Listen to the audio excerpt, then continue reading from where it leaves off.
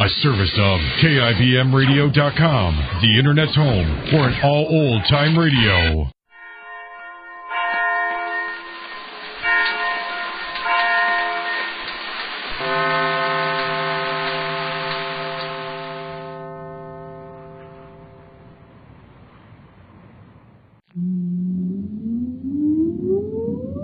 Countdown for blast off. X minus 5, 4, 3, 2, X minus 1, fire.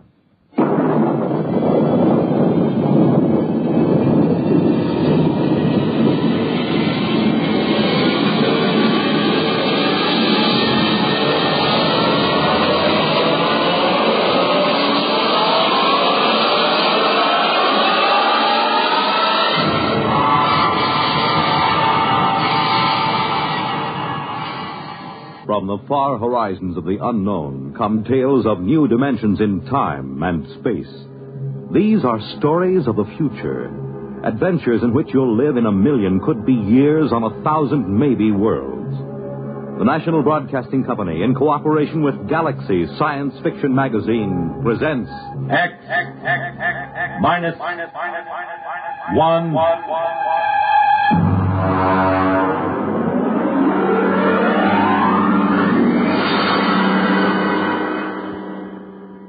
Tonight, we go forward in time to the days when war has been outlawed. And in its place, there is a system of carefully controlled, legalized murder. The story, The Seventh Victim, by Robert Sheckley.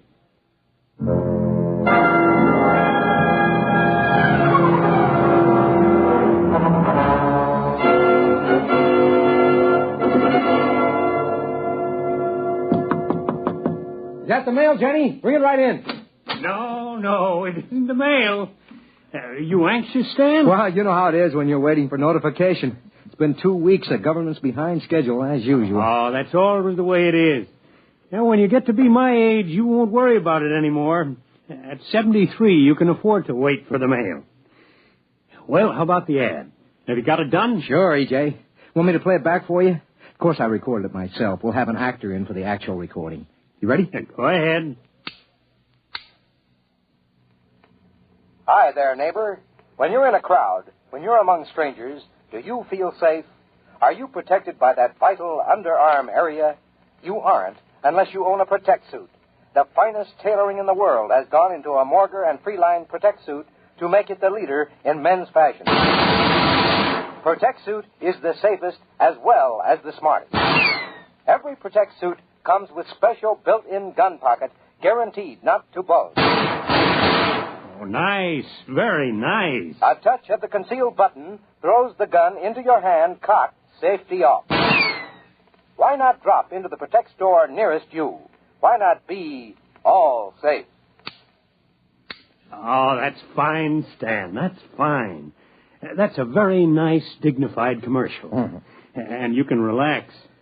I picked up the mail just before I came in. Here's your notification. That's it.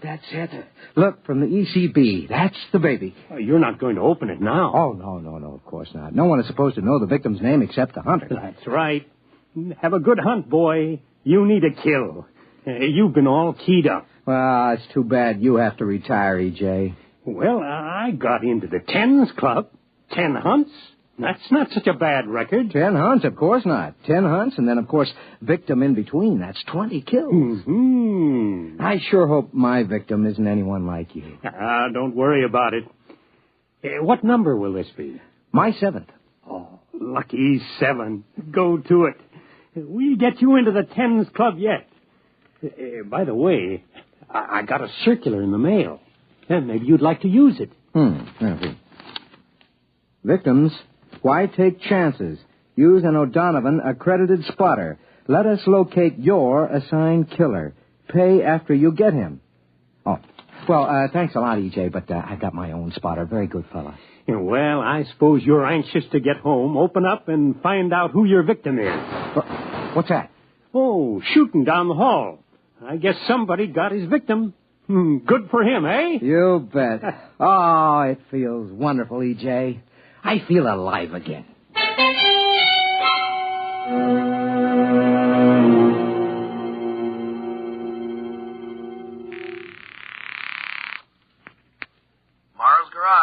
Hello, Ed. Freeline. Oh, hi, Mr. Freeline. I'm going out on one, Ed.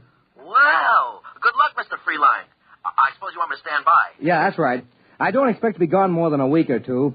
I'll probably get my notification of victim status within 3 months of the kill. Well, I'll be standing by. Good hunting, Mr. Freeline. Now, you'll be sure to save time for me now, Ed. I'd hate to be caught as a victim without a first-class spotter on my side, huh? Oh, now, don't you worry, Mr. Freeline. I'll be right there in your corner. I've got a couple of good ideas for an ambush that I haven't tried yet. Good. Well, I'll get back in touch with you right after the kill. So long.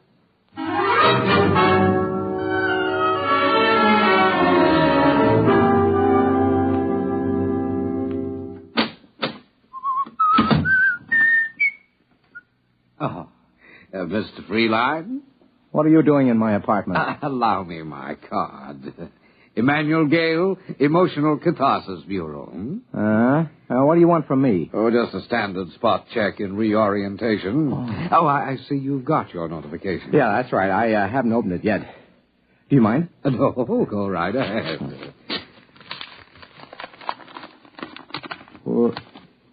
Yes. Anything wrong, Mr. Freeline? I mean, everything there. Photographs, address, description data. Yes, but it says Janet Marie Patzig. Janet Marie? I've never killed a female. Is this an order? Well, just a moment till I check my list. Yes, that's right. The girl registered with the board under her own free will. The law says she has the same rights and privileges as a man. Could you tell me how many kills she has? Well, I'm sorry, sir, but the only information you're allowed is the victim's legal status and the descriptive data that you've received. Could I draw another? Well, you can refuse the hunt, of course. That's your legal right, but you'll not be allowed another victim until you have served. Women, always trying to horn in on a man's game. Why can't they stay home? Just doesn't seem feminine. Look, Gail, do you mind if I start packing? Oh, no. Go right ahead. If you like, you can give me the historical checkout while you pack, and I'll just tick it off here on my list. Well, all right. Where do you want me to start? Let's see. Question 1, I think. When was the Emotional Catharsis Board established? Well, the board was formed at the end of the Fourth World War, or the Sixth. Depends on if you count the new Argentina War. Well, either count will do. Go ahead. Well, let's see. Weapons increased in magnitude, efficiency, and exterminating power. Soldiers became accustomed to them, and it looked as if another war would be the war to end all wars. Will you hand me those shirts, please? Oh, yes, of course. So, this time, the peace had to last for all time, but the government recognized the presence of a need for violence in a large percentage of mankind. They recognized the validity of competition, love of battle in the face of overwhelming odds, and these, they felt, were admirable traits for the race. So their problem was to arrange a lasting peace that would stop the race from destroying itself without removing responsible traits. I'll just get a new toothbrush in New York. Very good. All right, Mr. Freeline. Now, if you could run down the basic rules. Well, anyone who wants to signs up with ECB for a fine legal murder. Then, of course, he has to take his turn a few months later, if he survives. The Emotional Catharsis Board picks the victims' names at random. A hunter is allowed 6 months to make his kill. Armament? Yeah. He's allowed to use a standard caliber pistol. He can wear no armor. Victim is allowed to wear armor and is allowed to hire spotters. Very good. Now, we don't have to go over the penalties for killing or wounding the wrong man. I'm sure you know all that. Oh, it's a beautiful system, isn't it? All the people who want to kill can, and that's about 1/4 of the population. Those who don't want to don't have to. At least there aren't any more big wars, just hundreds of thousands of small ones. All right, Mr. Freeline, you're checked out for orientation. All the same, I don't exactly like the idea of killing a woman. But she did sign up, didn't she? Yeah, that's right. Janet Patzig in New York. Well, I'll be taking one of our Protect Suit specials. Have you seen one of these, Mr. Gale? When I actuate the mechanism, watch how fast the gun springs out at the ready. Oh, excellent. It's excellent. Strange, isn't it, Mr. Gale? Each killing is a new excitement. It's something you just don't tire of, like a French pastry or women or drinking or anything else. Yes. Let's see, there. I guess that's it. Now a note for the milkman, and that's about all. Well, I'll be getting along, Mr. Gale. Oh, and good hunting, Mr. Freeline.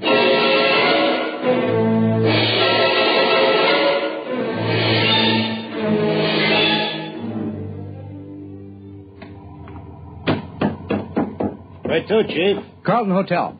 Carlton, you bet. Just get into town? Is it that noticeable? I've been picking up from the airport for maybe 10 years. I can spot an out-of-town killer by the way he carries his suitcase. You wouldn't be working as a spotter, would you? Oh, no. The Hack Bureau don't like it. This isn't your first kill, I can tell. Yeah? Yeah, guys on their first kill get too anxious. They want to drive right to the victim's address, walk right into an ambush. I'd say you had maybe 5, 6... 7. 7? Well, you haven't got too long to go before you get into the Tens Club. You ever been hunting? Nah, I can't afford it. Look, I'll tell you what. If you can just drive me around the Chelsea area, I'd just like to look at the streets. Aha, that's where your victim hangs out, huh? Sure, be glad to. You know what you ought to do, Mac? You ought to drop in at the Hunter hunting show at the Coliseum. They got everything.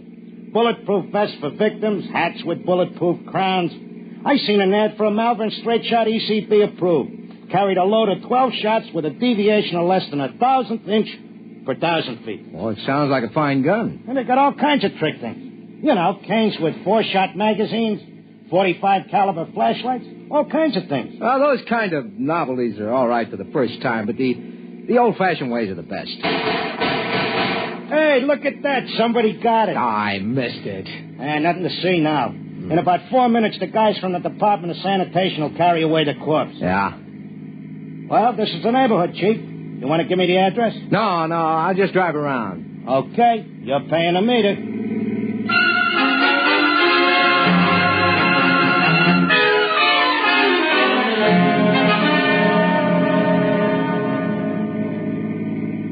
Now, wait a minute. What is it, Chief? There. That sidewalk cafe, you see? Yeah, shall I stop? No, just drive slowly. There she is. Sitting at a table. You mean the victim is a dame? Yeah, she's just sitting there. She crazy, exposing herself in the open? Boy, that's sure no way to stay healthy. Not when you're a victim. Drive around the block. Okay. Well, she looks younger than her pictures. She looks sad. Wonder if she's been notified. Well, she's got to be notified, Chief. They can't send you your notice until her signed receipt gets back to the office. It's automatic. That's right. Isn't she even going to try to defend herself? Doesn't look like it. Here we come again. She's still there. Well, all I have to do is just ride by in a cab and pump a bullet into her. Okay, Chief, I'll go real slow. You be sure to allow for the motion of the car. No. Park across the street. Sure.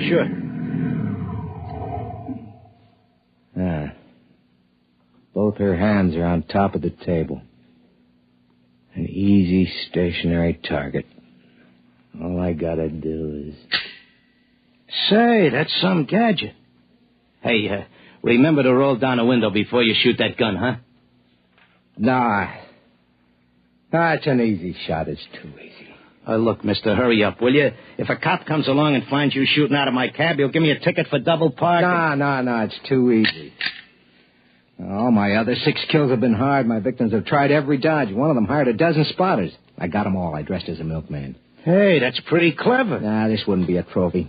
Here, put your flag up. I'm getting out. Okay. Going over to talk to her. She's your victim. I know. It's too easy this way.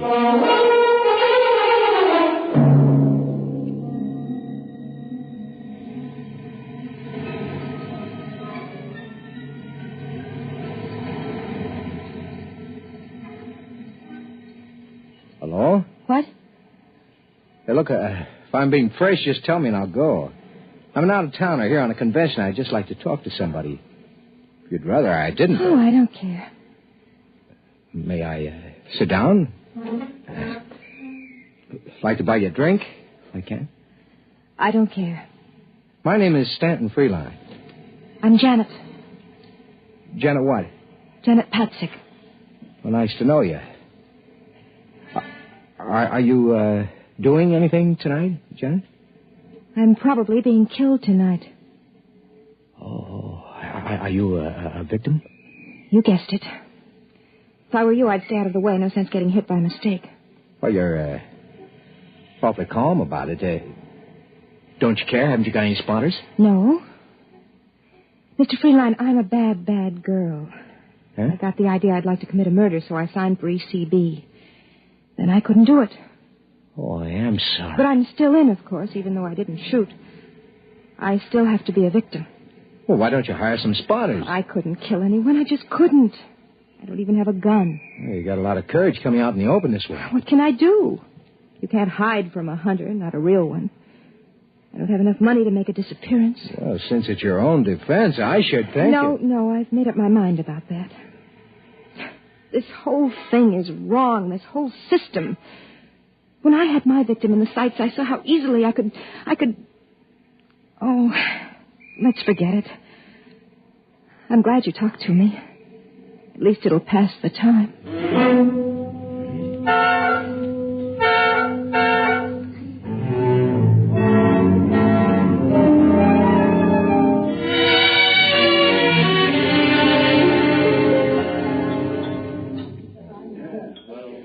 It's been a lovely dinner. Just lovely. I'm glad you liked it. I usually stop at this little place when I'm in New York. Do you come in often? Oh, on business. I'm in clothing, you know. What do you do? Oh, I'm an actress. Well, that's a laugh. I'm not really an actress. I'd like to be an actress, but none of the producers seem to see it that way. How old are you? 22.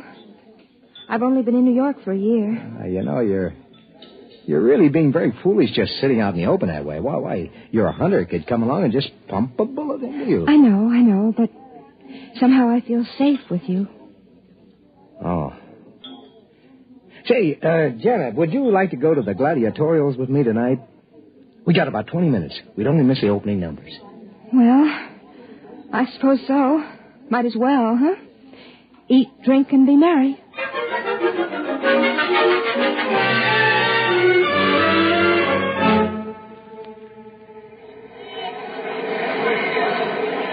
You know, I'm a little disappointed. What? Oh, I thought the New York gladiatorials would be something special. It's about the same as Cleveland. Historical events, swordsmen and netmen, duels with sabers and foil. Isn't there any difference? Well, the duel to the death is the same in Cleveland as it is in New York. You know, that's funny. I used to think that gladiatorials were very exciting. Now they just make me a little sick. Well, you can get tired of the best of shows. Frankly, I think it was a mistake starting to televise the gladiatorials. It cut down on the box office for one thing, and for another, it just isn't the same as being right there in the stadium, you know? No, it isn't. Well, you want to stay for the second half? Let me see. They got bullfighting, lion fighting, bow and arrow, and dueling on the high wire. No, I've had about enough. All right. Shall I take you home? Would you please?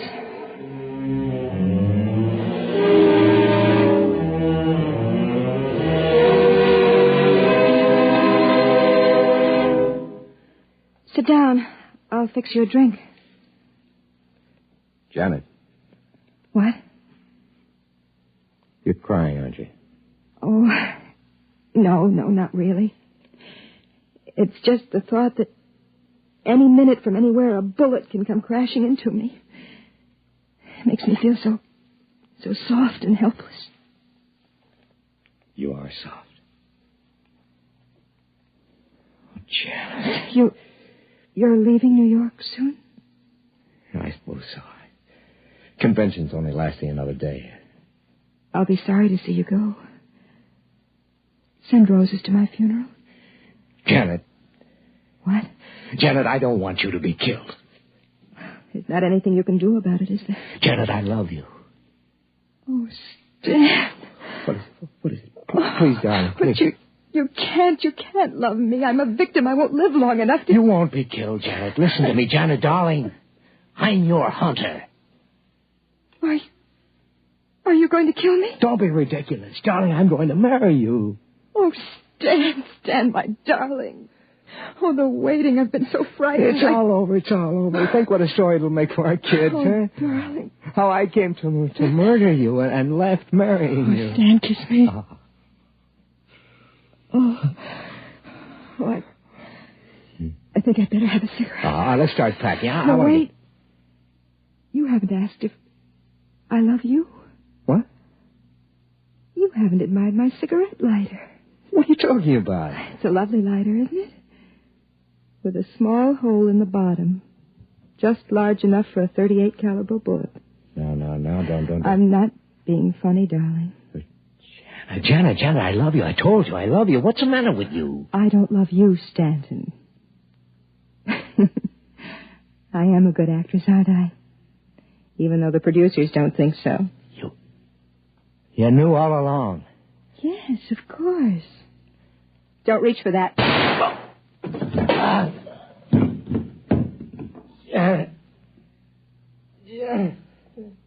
Yes, darling.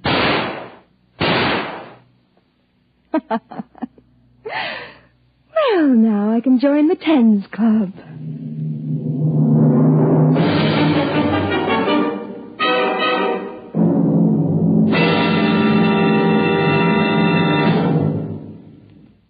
You have just heard X-1, presented by the National Broadcasting Company in cooperation with Galaxy Science Fiction Magazine, which this month features Once a Greach by Evelyn E. Smith. The mildest of men, Iverson, was capable of murder to disprove Harkaway's hypothesis that in the midst of life, we are in life. Galaxy Magazine, on your newsstand today.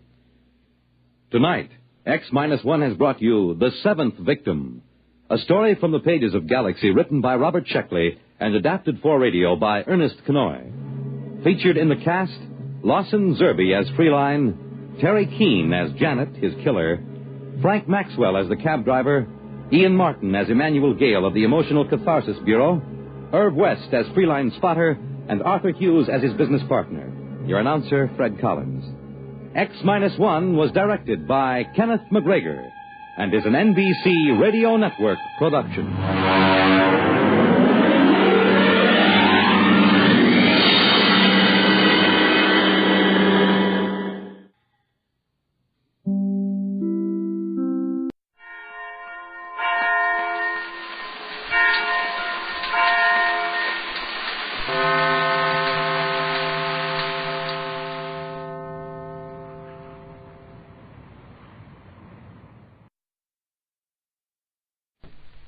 The Magic Island is sinking into the ocean.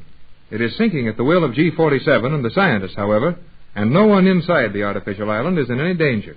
The strange isle of Euclidia is being submerged below the surface of the sea in order to permit a large fleet of battleships to hold maneuvers over it without suspecting the existence of the island. The Gregory yacht has been drawn into a submarine lock under the surface of the island, and Mrs. Gregory, Captain Bradford, and Jerry and Joan discussed the situation in the radio cabin of the yacht. You said the Euclideans could destroy a battle fleet easily and quickly, Joan. Why don't they destroy this one? I think there's a very good reason. You know what it is, do you not, Captain Tex? It's got me, Joan. I may be a little stupid after my long swim, but I can't see it. Well, the only reason I can think of is that this crazy bunch aren't quite ready to start destroying battleships or warships. But I don't see what they're waiting for. Captain Bradford, you realize that those battleships are almost upon us. They will be over this position in an hour, if what you heard the guard say is true. I know that, Joan, but how did those ships get so close? Hey, I'm beginning to get it. They let those ships get within range on purpose, didn't they, Joan? Of course, Jerry. But why? I got it, Captain. They must have seen those battleships coming for the last 200 miles or more. And the reason they didn't make any move to stop them was because they didn't want anybody to suspect this island. They wanted you to get out that pigeon. Then they figured to stop the pigeon and get the formula. You are exactly right, Jerry. These Euclideans have great patience, and they will have many more chances to destroy battleships, while this was their last chance to get the captain's formula. But they've missed their chance anyhow. The pigeon got away, and the ships are too near for them to go after the pigeon. Yes, Mother, and G-47 will not attack those ships without the captain's formula, for he is not sure the formula has not found its way to friendly hands already. And in that event, Euclidia would live a very short life. Boy, that's almighty keen for us, isn't it, Tex? It sure is, son. That little pigeon is well on his way to Johnson's boat now. And if this battle fleet stays around these waters for a few hours, long enough for the pigeon to reach Johnson's boat, and for Johnson to start running back to Los Angeles, we're as good as off this island now. Out of it, you mean? We're inside the blamed thing now. We are quite safe in here. There is nothing to worry about. But inside this lot, we must be 10 feet below the surface of the water now. How about the air? The air is kept fresh from oxygen tanks in the base of the island. There is enough compressed oxygen there to feed every chamber on the island a normal flow of pure air if we were submerged for a month. And even after that, for they have machinery for getting the oxygen out of the water around us. Golly whiskers. Well, Tex, it seems that we're comparatively safe at least. Though it's a strange feeling to be on board a yacht that's floating below the surface of the ocean. Yes, we're all right until G47 decides to do something to us. And when he decides that the Pigeon is safely on its way, I think he'll begin to do things. Tell us what happened to you, Captain. When the lock gates to the ocean were closed, we thought you had been caught outside the lock. It was terrible, Tex, to feel the yacht being submerged and thinking of you out there, helpless when the island went under also. Well, I was inside the lock before they closed the gate, but I floated out near the end of the pier for a while to hear what the guards were talking about. That's how I got the information on the battle fleet coming. But how did you come aboard here? That's what I can't see. Well, when you were all looking forward, at the lock gates opening into the island, I sneaked along the deck and in here. I was afraid to attract your attention for fear you'd give me away. Then, when the mast was knocked over on the cabin roofs, you put out the light so we could enter the cabin without exposing you. That was very clever, Captain. It was wonderful, Tex. And now we're all together again. Yeah, we're all together again. But I got a sneaking notion our troubles are getting ready to get together, too. What's up, kid? Well, for one thing, the radio's smashed. How much damage was done? You mean when the mast fell and broke your antenna cables? Yes, Joan. That wouldn't hurt the set here any. But without an aerial and shielded by this metal lock, I'm afraid we haven't much of a radio left. G47 and his transmission engineers do not use aerials. Yet their apparatus will send and receive messages much farther than your equipment. Sure. They build their sets to work without aerials, and they've got electricity to burn. We've only got portable stuff. Well, turn it on, Jerry. Open it wide now and leave it hot. We might pick up something to listen to. Okay, I'll warm it up. But I looked at the winding, and this set wasn't made to do much without an aerial.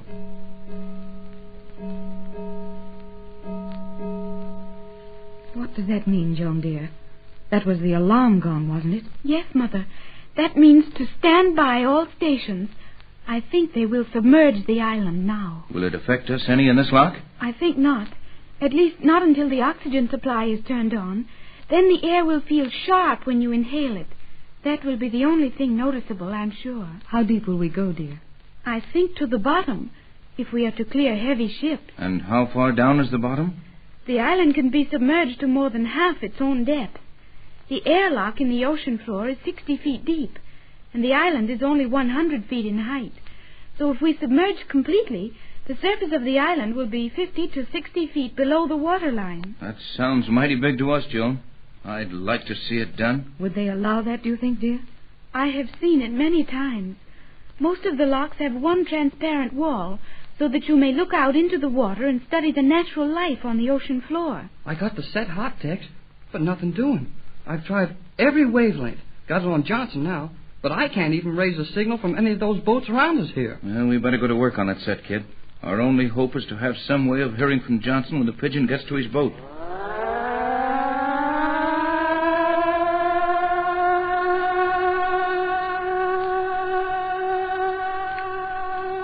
That is the signal to submerge. Now the island will sink slowly into the sea, and in a few moments we will be many feet below the surface of the ocean. That signal has a heavy, resonant, vibrating quality.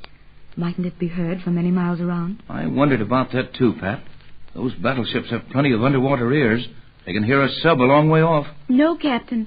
The Euclideans have controlled that in some way. The sound stops at the magnetic ring and does not rise above the surface of the island. Old G47 sure thinks of everything, and then some. I wish we could see what's going on. It would be wonderful to look up through the water and see a fleet maneuver from below. What's that for, Joan? The island has sunk to the first level, 10 feet below the water. That would mean that the little steel control chambers you saw on top of the island are just going underwater now. They didn't get under any too soon either. Those ships must be within 20 miles of here by now. Come in. Oh, you. I might have known it. Gee whiz, now the cat's out of the bag. Tex, you shouldn't have said come in so carelessly. You need not reproach the captain. I have known for some time he was aboard. I should have thought of that. Of course you knew it when you could not find him swimming near the island. Precisely. What do you want here? Nothing. Here. You will come with me, Captain Bradford. You also, Cleostra. Follow me immediately. Are you going to show them something? No. I am going to put them where they can see nothing. Was that the second level? Are we now 20 feet below the sea? Precisely. Captain, Cleostra, come quickly. And what if we don't care to come? Captain, do you not see that ray gun in his hand? We will do as you wish, G47. Joan's right, Tex. Jerry and I'll be all right here. Go with him and do as he says. That's the spirit, Mrs. Gregory. They can't scare us. You make up in stupidity what you lack in fear. Go. I will follow you. Keep your chin up, Pap. Take care of her, Jerry. Mm-hmm. Come on, Joan. Yes, Captain. We will go. I might remind you, Mrs. Gregory, that I expect you and this young fool to remain quietly on the yacht. Your friends will return when I have finished with them. Jerry, what's he going to do with Tex and Joan? Now, don't worry, Mrs. Gregory. He's not going to do anything to them. Only put them where they can't see what's going on. But why them and not us? Well, he figures you and I ain't any too heavy on brains, I guess. Why, Jerry? Well, I mean, he's afraid Joan will get a chance to do something because she knows all about this island. And he knows Tex is liable to see some way to get an alarm to those boats. I guess he thinks you and I just sit in here and cry. The third level. This is quite an experience, Jerry. Plenty for me. But what I'm most worried about is that this radio won't work. And I got a notion there's nothing wrong with the set. It's all in the aerial. And this steel lock isn't helping me any.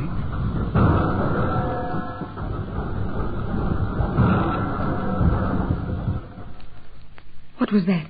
The anchor chain ran out and dropped the stern hook on the steel floor of this lock. Of course. The skipper must have released it in trying to clear away the broken mast. Well, it won't hurt anything. J12C calling J24Y. It's Johnson. The set's working again. Listen. Nothing more, Jerry. Well, never mind. We'll keep the set open. Maybe he'll come in again.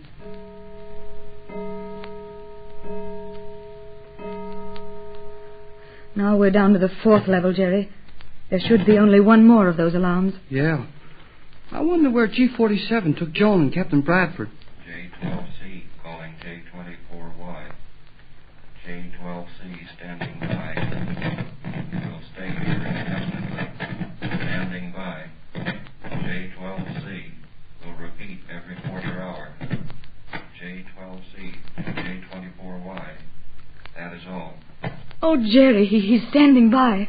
Johnson's arrived at the position north of us. Then he's within range of the pigeon Tex sent off. That's swell. All we got to do now is hang on and wait. Oh, how about it? Can't do any harm, Jerry. Come in. Oh, come on in, Skipper, and close the door. Aye. What's on your mind, Skipper? Anchor. Yes, Skipper, we heard it drop. Did it do any damage? Radio. What about the radio? Aerial. Was the aerial tangled in the anchor chain? Aye. Gosh, then thanks for letting the anchor run out and hitting the bottom. Why? Because we didn't have any aerial at all till that happened. Don't you see, Skipper? The anchor's the aerial now. It's touching the bottom of this steel lock, and the aerial's mixed up with it. Leave that anchor on the bottom, Skipper, and the aerial wire mixed up with the chain. We've got this whole island for an aerial now.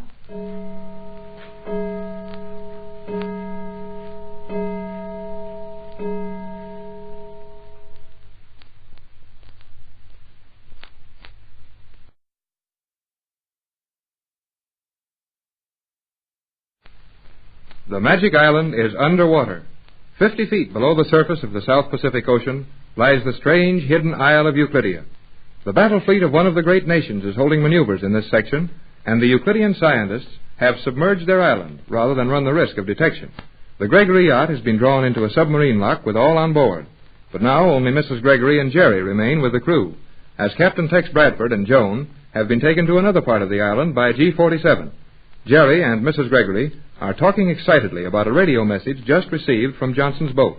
The skipper is with them. That's fine, Jerry.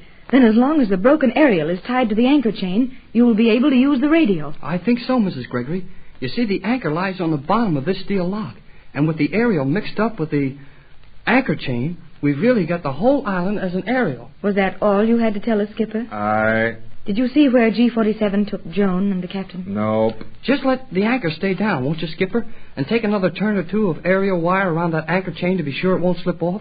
Will you please, sir? Aye. That's all, Skipper. Thanks a lot. Aye. The skipper don't waste a whole lot of time talking, but he knows what he's doing all the time. J12C to J24Y. Regular quarter-hour report. If you are getting me, try relay to land station. No signal from you for 24 hours. Poor Johnson, he doesn't know we're getting him. Large fleet holding maneuvers near last position you gave me. You should be able to contact fleet if in same vicinity. Making no attempt to move to your aid as per instructions. J12C standing by.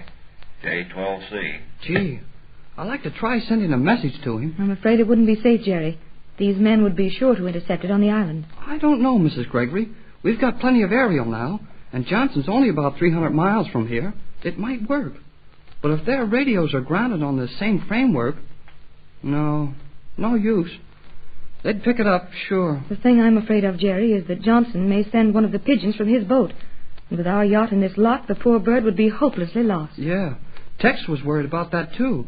But I don't know how to send a message to him that G-47 can't figure out. I know the code, Jerry, but it's too dangerous, and I think Tex would just want us to wait a few hours and see if our pigeon gets to Johnson's boat all right. Then we can take action. Okay, Mrs. Gregory. I guess you're right. But it's a funny feeling to have a radio and not to be able to use it. Jerry, did you feel that? Yeah. Kind of like a little earthquake. It was sharper than that. There wasn't any sound, yet I distinctly felt the boat shudder just a little. Sure. That fleet's right over us. They must be starting target practice. There it is again. And again. And again. Yes, Jerry, that's target practice. Boy, I hope they don't use any torpedoes. Or wouldn't the magnetic field around the island deflect the torpedoes away from us? Yeah, if they're using the magnetic field. But I don't think they are. Why not? Because that would call attention to the island.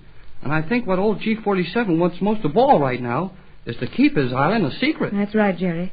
And there may be a chance of a stray torpedo coming this way, though I think we're too deep for a direct hit. I'm getting kind of nervous about Joan and the captain.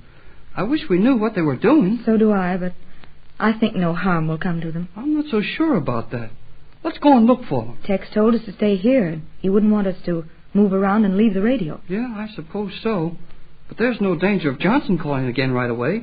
He said he'd call every quarter hour. I'll stay here, Jerry, if you want to go look for them. I'll be quite all right here. No, ma'am. We go together or not at all. Tex left me to take care of you, and I'm going to do it. I got it. We can leave the skipper in here with a radio. Then we could go and know that someone was here to take any message that came in. We'll do that, Jerry. Go and bring the skipper, will you? Okay. J12C to J24Y. J12C calling J24Y. Message just received. You must be in danger. Your position has given me impossible. No island at such position. Just received message from battleship. Engaged in long-range fire on that position. Reports no island. Ship has been getting me clear. Why no message from you? J12C to J24Y. We'll ask fleet to look for you. Standing by. Johnson. That's a funny one, isn't it? What's funny about it, Jerry? Johnson has been talking with one of those ships overhead, trying to check on our position. And they've naturally reported to him that there is no island here. There isn't, as far as the fleet navigators know. But that's what's funny about it. How did Johnson get that message without me getting it here? Why, Jerry, you're right. Our radio should have picked up the ship's message. And if we can hear Johnson 300 miles away, why couldn't we hear the ship standing within a few miles of us, possibly right over our head? For a mighty good reason. The ship didn't send any message. You mean? I mean it's a gag, a bluff. Johnson's trying to put over a message to us, telling us that he's near enough to know all about the fleet being right on our position and... To J24Y. Johnson to Bradford on J24Y. Flash from fleet in maneuvers. Small cruiser or yacht reported burning at sea near your last position. I am going to disregard your orders and sail at once. The bosun threatened to go without me, says it's an easy course, and he can navigate it alone, so I have decided to go. If your radio is dead on the transmission side, but you can receive this, use manual signals to one of the fleet.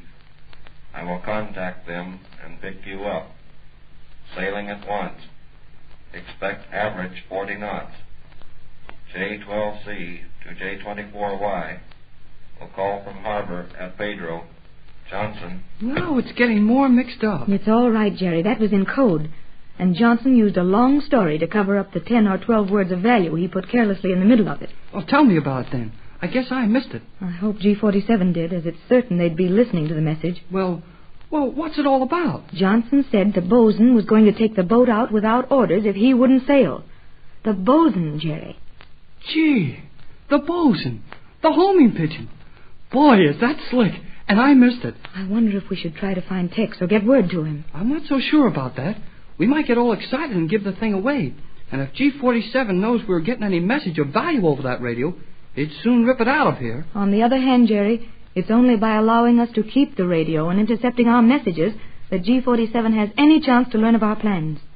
No, I think we'll be allowed to keep the radio. Well, we could send the skipper after Tex and Joan. Yes, but I'm not sure, Jerry. Let's think on it a few minutes. How about my trying to send a message to Johnson? Maybe we could word it so G47 wouldn't make anything out of it. Well, it might be all right, Jerry, and it would help a lot if Johnson could know that the bosun was on his way to him. But it's too dangerous, I think. We'll just have to wait for Tex and see what he says. Hello, folks. Tex, where's Joan? She's in submarine lock 6, right next to this one. And there's going to be something doing mighty quick. What's going on, sir? That last message of Johnson's. I was in the communication chamber getting a lesson on how hopeless our situation is here when that message came into you. Yes, Tex, and did you understand it? Did you get what Johnson meant about the bosun? Sure, I got it, but the trouble is that G47 got it too. What? Golly, that's bad. You mean G47 knows we sent that pigeon to Johnson?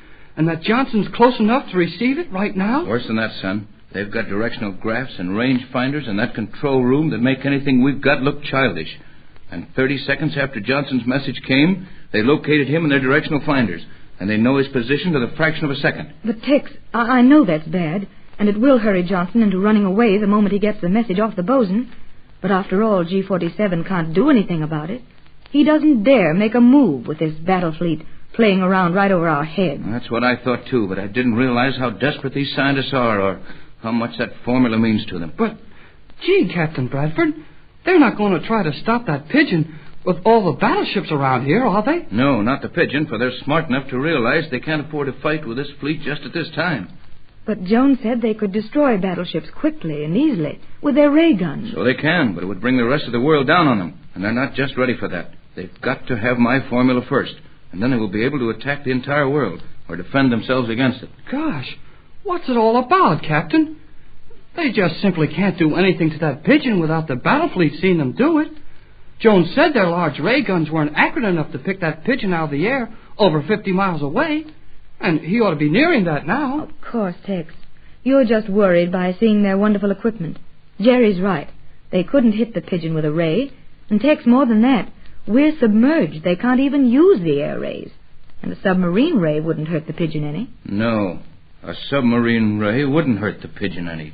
But a submarine would hurt Johnson. Golly whiskers, Captain. Tex, not with this battle fleet right around here. Why, they wouldn't dare. Maybe not, but they're going to just the same. You mean they're going to send a submarine out after Johnson's boat with all these surface ships and maybe a sub or two of their own out there? Just that, son. And I want you to go along with them. Huh?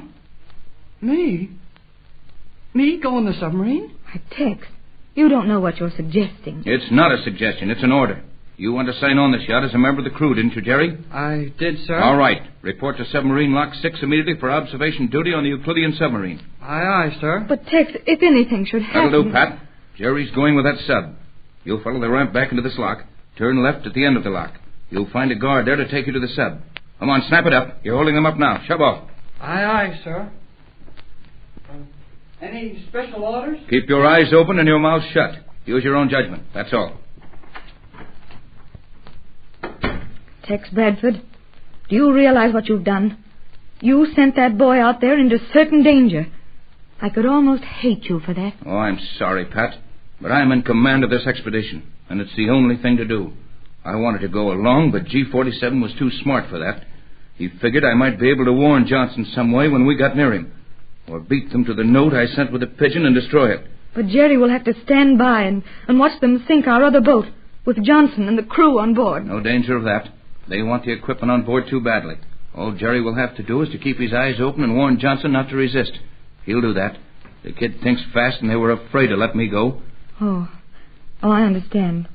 I'm sorry I was so... Tex, where's Joan? Joan? Why?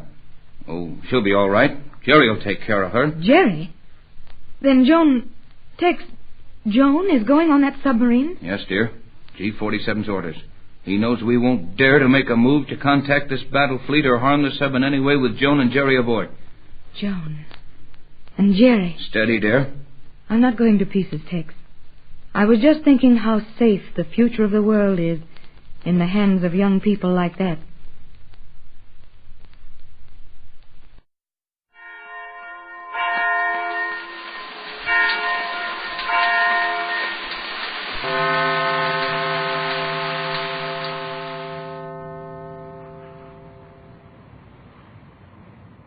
Exploring tomorrow.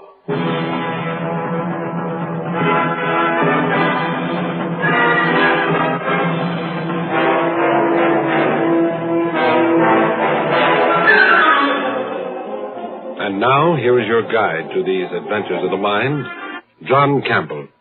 The 2 o'clock jet from Montana has just landed at New York, bringing in some 200 passengers, including some who have come to the world's largest city for the first time. Roy Bartlett is one of these. Big strapping kid out to seek fame and/or fortune. And New York was ready for him. The ancient custom of fleecing the country yokel will not die out for quite a few centuries to come. He just emerged from the port terminal and was looking around, big-eyed and confused and bewildered by the immensity of it all, when a girl came up to him. Hello there. Waiting for someone? You speak to me, miss? That's who I was talking to, handsome. I asked you, are you waiting for someone? Oh, no. That is... I just got here, miss. I came in from Montana on the jet plane there. Oh. You got friends here? Oh, I'm afraid I don't, miss. I just sort of decided to up and come to the city and sort of try my luck at it. Well, maybe I can help you. I sort of like you. You do? Mm-hmm. You know, something in me wants to help strangers, to show them the ropes. And I've got free time now. I'd like to, spend it with you. Oh, you're so kind. You're so pretty. You think so? Oh, yes. You're the prettiest girl I've ever seen. Your smile, your eyes, you're good. I can tell you're warm and sweet. It's good of you to come to talk to me like this, to stand so close to me. Well, I think I like you, too. What did you say your name was? I didn't. Oh, I mean, it's Bartlett, Roy Bartlett. Well, I'm Diana Lawson. You're big. Strong out there. Handsome. Well, does it always happen this way? Suppose we stop in for a bite to eat at that refresher mat and get to know each other, huh? I think that's a wonderful idea.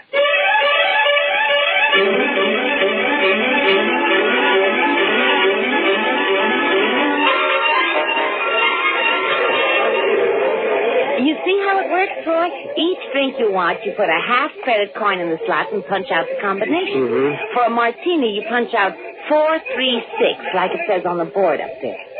Here, give me the money. I'll get us some drinks. Huh? All right. 3, 6.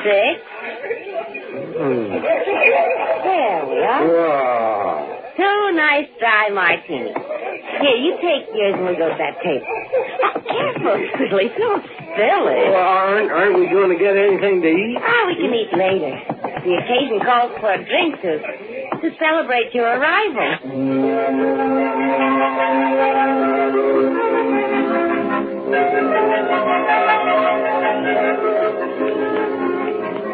Here you are.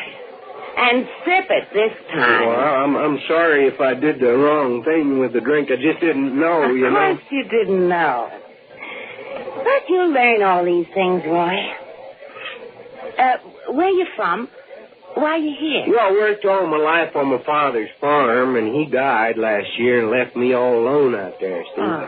I kept things going a while and then figured I ought to try something different. And sold the farm and I bought a ticket to New York. A one-way ticket. Oh. It must seem like a different world to you. Oh, it does. Big and frightening, unfriendly. At least it seemed unfriendly at first. Till I met you, Diane. I can't ever thank you enough for coming over to me when I was alone. You don't need to thank me, Roy. Just common decency to help a stranger out. Especially when he's a good-looking stranger. When are you seeing the central computer?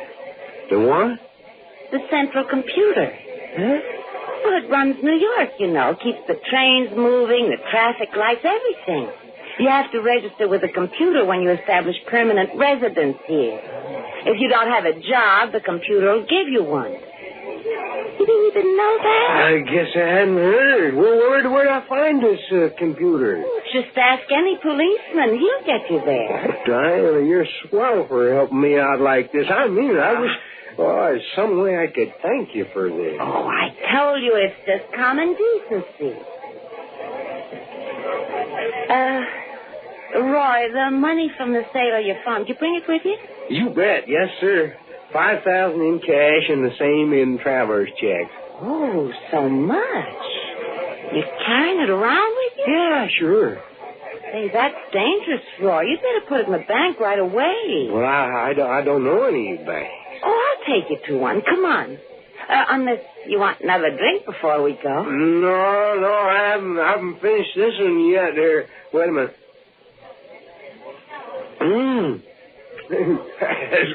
Those things taste better after you've had a few, you know. Now, come along. I'll take you to the bank and then to the computer. Oh, it's wonderful of you to take this interest in me. They warned me New Yorkers were unfriendly people, but they sure aren't.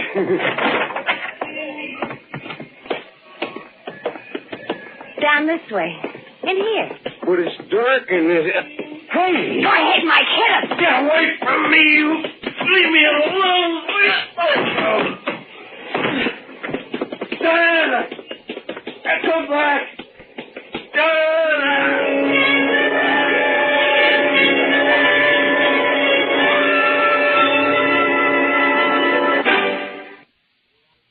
You are Roy Bartlett, age 25, height 6 feet 2 inches, weight 185 pounds, born in Helena, Montana, 17 February 2184. Parents deceased. If any of this information is incorrect, please amend it. That's all correct, sir. Use of honorific titles is not necessary when addressing us. According to the report of the police officer who found you, you were beaten and robbed shortly after your arrival in New York. That's right. She said she wanted to help me to show me the ropes in New York. Identify more specifically the she to whom you refer. She gave her name as Diana Lawson. Describe her. Oh, she's medium height, 5'4" or so, and blonde hair. Good looking. Cute face, though the eyes are a little hard now that I think about it. She looks about 23 or so. Our record banks hold no information on someone of that name fitting the description you give. The name was obviously assumed. Your introduction to New York life was unfortunate, but not uncommon. Do you plan to remain here as a permanent citizen? Yes, I mean, yes. What are your vocational plans? I'm afraid I don't have any. Your previous experience is wholly agricultural. This will be of little use to you in the metropolitan area. Have you any preference for the type of work you would like to do? This would guide us in assigning you. I'd like to help people, if you know what I mean.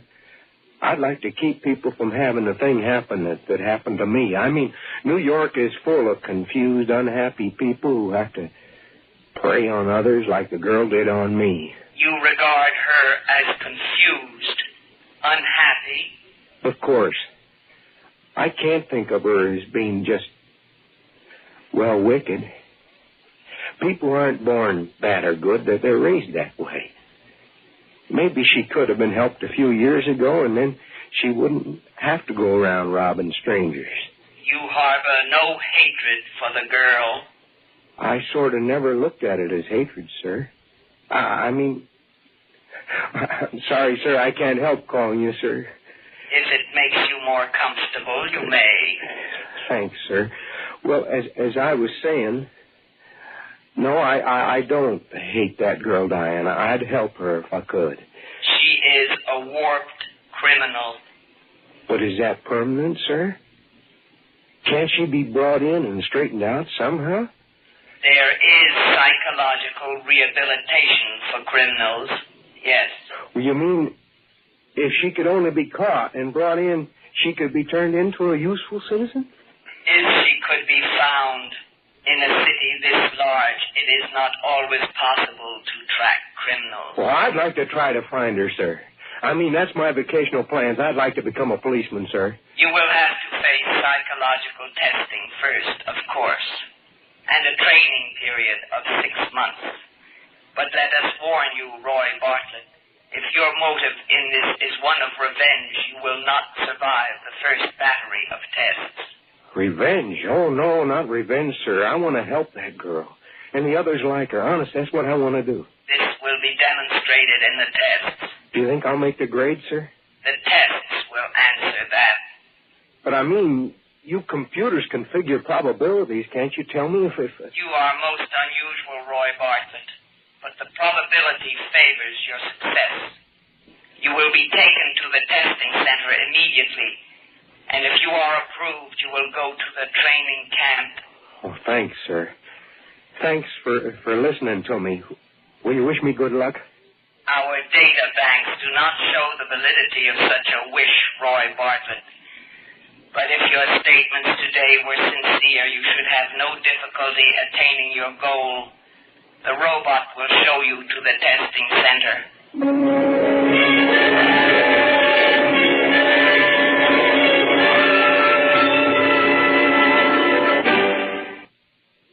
Of course, a computer can talk about revenge. That's a word that can be put in its vocabulary. But it couldn't understand what revenge meant. It couldn't understand human feelings of any kind. For that, human beings are necessary. For that, Roy had to be passed along to human beings who could teach him, could understand him, could help him understand himself, and find what his life work should be. Mind if I sit down here, miss? You seem to be alone. I am alone. Glad to have some company. Sit down, stranger. Thanks. Thanks very much. You waiting for someone?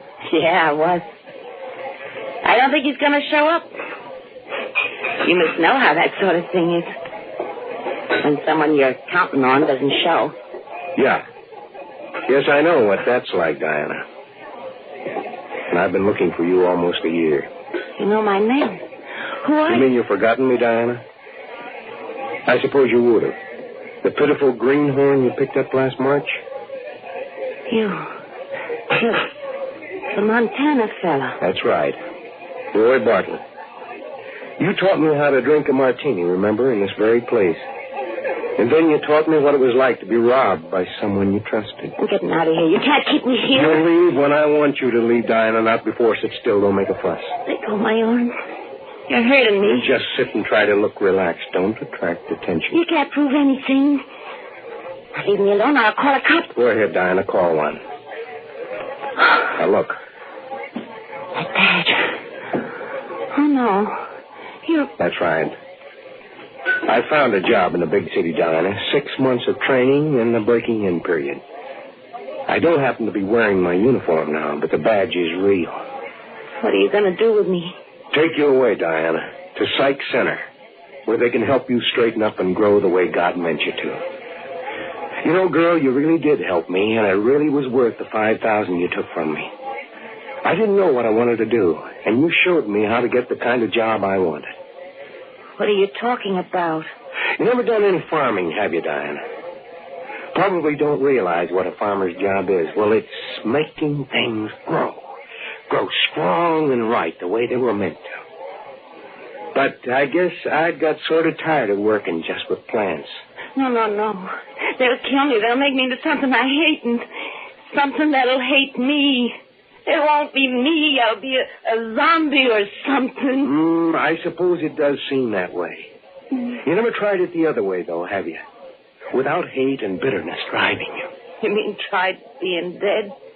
No, I haven't. No, I mean stop running and start doing what you want for yourself instead of what you think you want to do to somebody else. Now, look. We need Mike, too, your accomplice.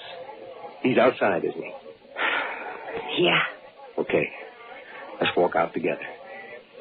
Act natural.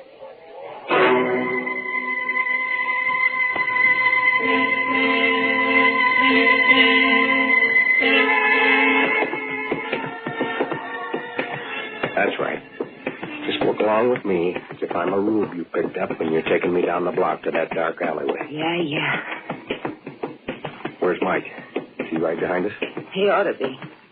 Mike, get him! He's a cop!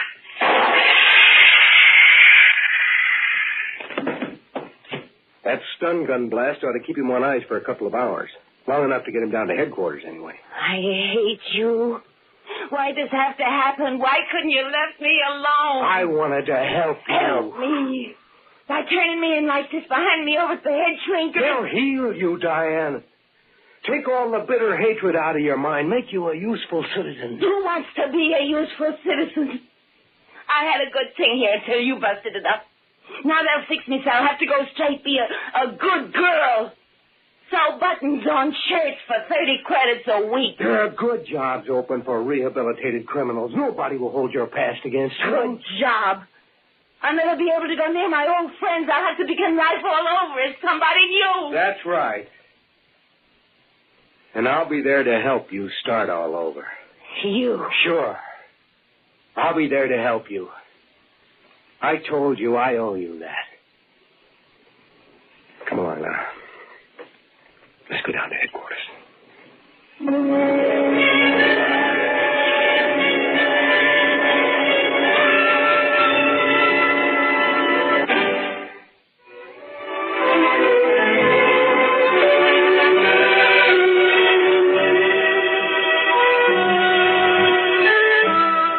Some people like to work with material things, and some can't see beyond it. When they can't see beyond material things, they're like Diane. Some people like to work with information, bits of data. Accountants, lawyers, many people work with data and information. So do computers. But some go beyond that and want to work with human beings. Now, some lawyers are not merely information handlers. They're human handlers. I guess Roy was one of those who wanted to go beyond the material and even the low-living things. He wanted to work with humans. You see, Diane did do him a favor, and he did owe her a favor. She'd shown him what his real-life work should be.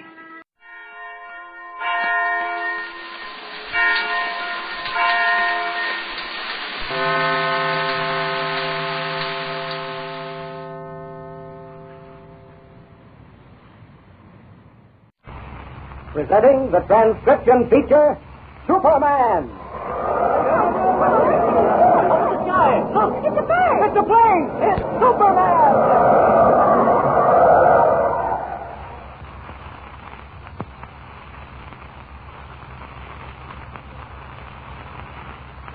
And now, Superman, champion of the weak and the oppressed, who came to Earth on the planet Krypton with physical powers far beyond those of mortal men, and who fights a never-ending battle against crime and injustice, disguised as Clark Kent, mild-mannered reporter for a large metropolitan newspaper. Superman, in the guise of Clark Kent, and Jimmy Olsen are now visiting the ranch of Comanche Joe, a wealthy Indian. We know, though Superman does not, that Rawson, the ranch foreman, is the man responsible for many strange accidents which happen on Comanche Joe's ranch and oil fields every time the eerie howling of a mysterious coyote was heard. Rawson, planning to get rid of young Jimmy Olsen, seriously injured the boy. Despite a raging blizzard, Tumbleweed, Jimmy's friend, tried to get him to a doctor 20 miles away across the mountains. Superman, in the meantime, is frantically searching for them. But as our last episode ended, fate dealt Jimmy and Tumbleweed a terrible blow.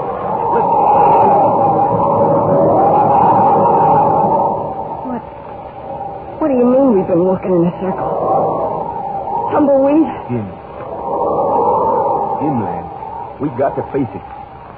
That form laying in the snow there, Lightning, my horse. Lightning? But you had a shoot Lightning about an hour ago. Ever since then, you've been carrying me through the snow. On our way to the doctor's. I thought we was on our way to the doctor's, but I must have lost the trail. Now, don't you see, kid? We've come right back to where we started from. We've been walking in a circle for over an hour. Then we're finished, Tumbleweed. We'll never make it now. No, Jimmy. We got to make it. We got it. You got a bad injury to your head. I just got to get you to that doctor. You'll never do it, Tumbleweed. You'd have to be Superman himself to get through this blizzard alive. You'd have to be Superman. Jimmy, you're falling asleep. Can't do that, kid. You can't go to sleep. You never wake up again. You freeze to death. Wake up there. Wake up. Oh, wake up, Jim. You hear me? Oh, no. Please don't slap me like that. It makes my head pain worse than ever. I'm sorry, Jimmy. Honest I am, boy. But you've got to keep awake. You'll die if you go to sleep. I don't care. Well, I do. Jim, son. I know what you're going through. But we ain't giving up. No, sir. We ain't giving up. Jim, wake up here. Kid, please don't go to sleep. Please, I can't go alone. You gotta fight with me. I gotta know you're with me all the way. Jim, will you please wake up? No use. No. Guess you're right. It's getting too cold. It's blinded by the snow. Yeah, kid, you're right. No sense going on. Might as well go sleep.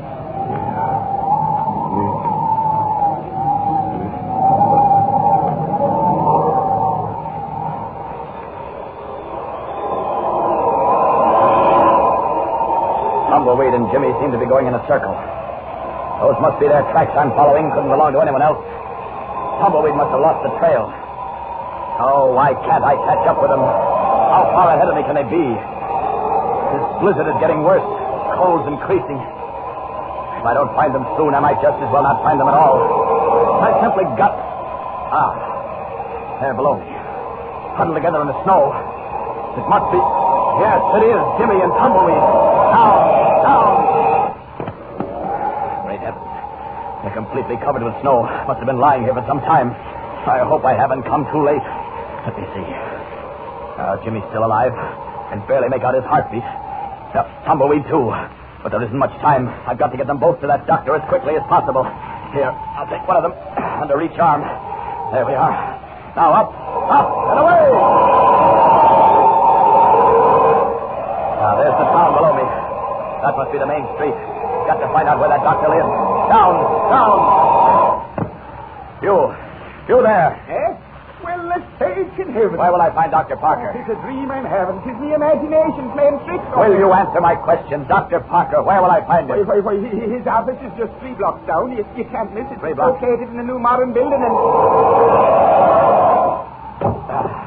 Yes, this is the place, all right. Doctor's office is right here on the ground floor. I'd better remain as Superman and not resume my disguise of Clark Kent. Too much explaining to do later. Dr. Parker. Hello in there, Dr. Parker. Yes, but it... Great Now, heavens. don't be afraid. I mean you no harm. Dr. Parker, is he in? Well, yes, but who are you and There's what... no time for questions. Call the doctor immediately. Look, what is it? Doctor, the strange-looking man carrying that boy under one arm and that man under another. Well, I'll be... Why, this must be the lad they called me about from Comanche Joe's ranch. Yes, and this is Tumbleweed Jones. They're both in a pretty bad way, Doctor. Whatever you do, you'll have to work fast. Yes, I can see that. Bring them into my operating room at once. The boy, I understand, has a possible fracture of the skull. That's right. Complicated by hours of exposure. Bad, very bad. I'd better take x-rays of his head at once. You have all that equipment here? Oh, yes. We opened this office not long ago. It's completely modern and equipped with every sort of medical apparatus. Yes, we must take those x-rays. From the looks of that boy, the quicker we do it, the better. Well, Mr. Jones, how are you Nurse, now? well, you got to let me see the boy. I got to be near him. I got to. Mr. Jones, please. You've got to save what little strength you've got left. You must lie quietly. You're in a state of dangerous exhaustion. I ain't exhausted. And stop calling me Mr. Jones. My name's Tumbleweed. Now, by jingo, you let me go to that boy. Oh.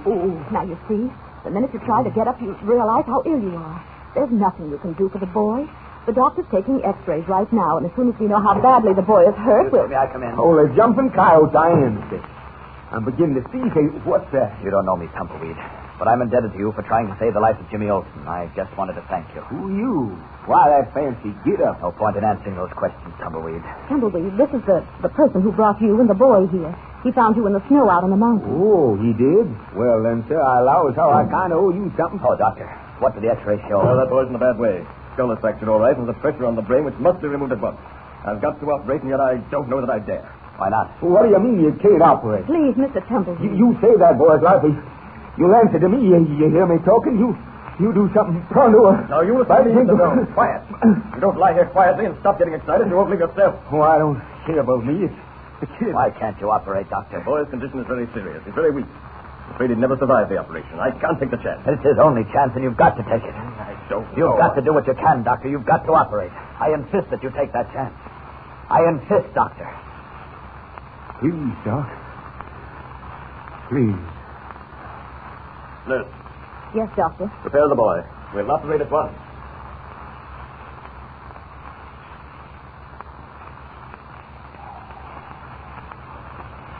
Am I doing all right, Doctor? Yes. Administer the anesthetic no faster than you're doing now. You're ready to obey any order I give you the moment it's given. Yes. Now then, the scalpel, nurse. Here, Doctor. Sponge. Here, Doctor. Gently with that retractor. Gently. Yes, Doctor. Yes. Sponge. Another. Hemostat, please. Now, a little more of the anesthetic. Yes, Doctor. Yes. Sponge. Here, Doctor.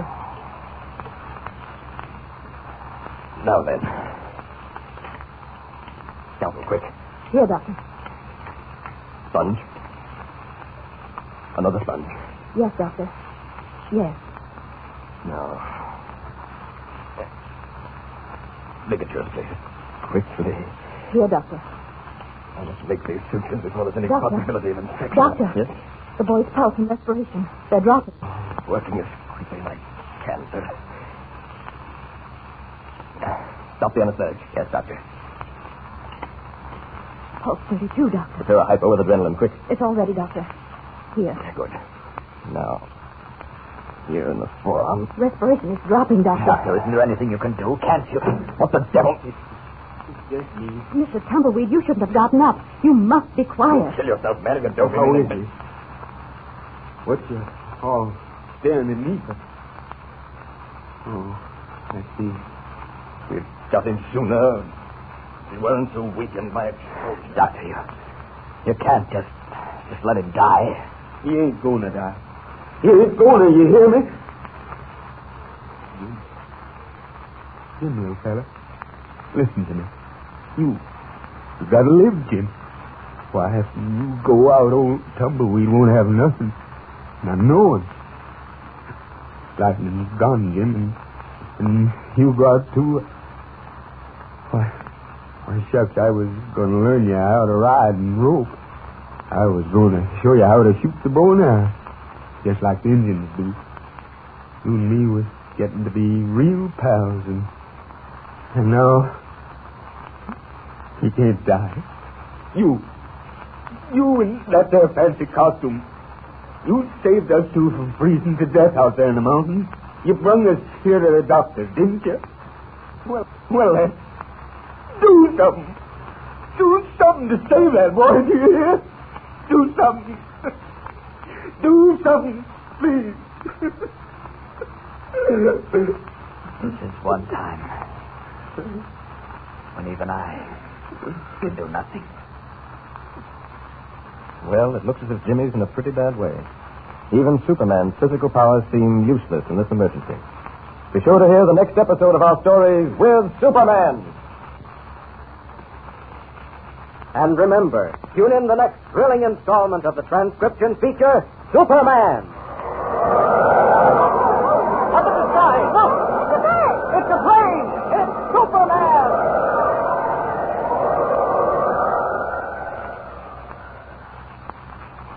Superman is a copyrighted feature appearing in Action Comics magazine. Presenting the transcription feature, Superman! Look, it's a plane! It's a plane! It's Superman!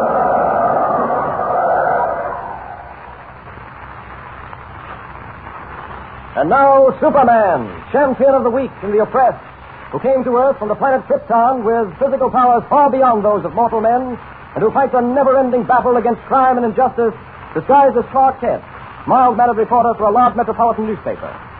Superman, in the guise of Clark Kent, and Jimmy Olsen, are now in the midst of an adventure in the far west. Kent and Jimmy are visiting the ranch of Comanche Joe, a wealthy Indian oil man, so that Kent may collect material for a newspaper story on the strange howling of a mysterious coyote, whose cry warns of impending doom. We know, though Superman does not, that Comanche Joe's ranch foreman, Rawson, is behind the mysterious accidents which have been happening on the ranch each time the howl of the coyote was heard. Rawson also is responsible for the severe injury to Jimmy Olsen, who was thrown from a horse and badly hurt. Tumbleweed Jones, Jimmy's friend, tried to get Jimmy to a doctor by traveling 20 miles through a blinding snowstorm. But Tumbleweed failed, and it was Superman who brought both his friends to the doctor's office in town. As our last episode ended, Jimmy had just undergone an operation. He was sinking rapidly. Listen, he's dead, guys. He's got to live. You hear me? He's got to. Can't somebody do something for him? Something? This is one time, Tumbleweed, when even I can do nothing. Or is it? What was that? You mean there is something you can do? I'm not sure, but wouldn't a blood transfusion help? Yes, too much of a chance. He's dying because he's losing strength, isn't he? Well, I can give him that strength. I can give him the power to become strong again. I can give him life. Don't you see? The blood must match. The blood types must be the same. We'll have to test. There's no time for that. The boy is dying, sinking fast. You've got to do a transfusion, Doctor. You've got to. Very well. Nurse, prepare for a transfusion. No, wait. I'll do it myself. You'd better take our cowboy friend here, Tumbleweed, back to his room. Make him lie down and remain quiet. Now, go ahead, Tumbleweed. There's nothing you can do here. You let me know the minute anything happens, will you? We'll let you know, Tumbleweed. All right. Bring that operating table over here and place it next to the one the boy is lying on. And hurry, we've got to work fast. Yes. You'll have to strip to the waist. Won't take me a minute. I'll prepare the transfusion apparatus. All right. Now then, I'll thrust this needle into your arm and... Well, I can't penetrate your skin. I don't understand. No, of course you don't. But it's all right, Doctor. Here. I'll do it for you. What? There. I'm ready for the transfusion. Yes. Let us hope and pray that your blood matches the boy's. Now then, I'll start the pump and then we'll see. That's it. Just lie there quietly. Is there any change? Not yet, no. There's only one chance in 3 that your blood matches. Super lucky.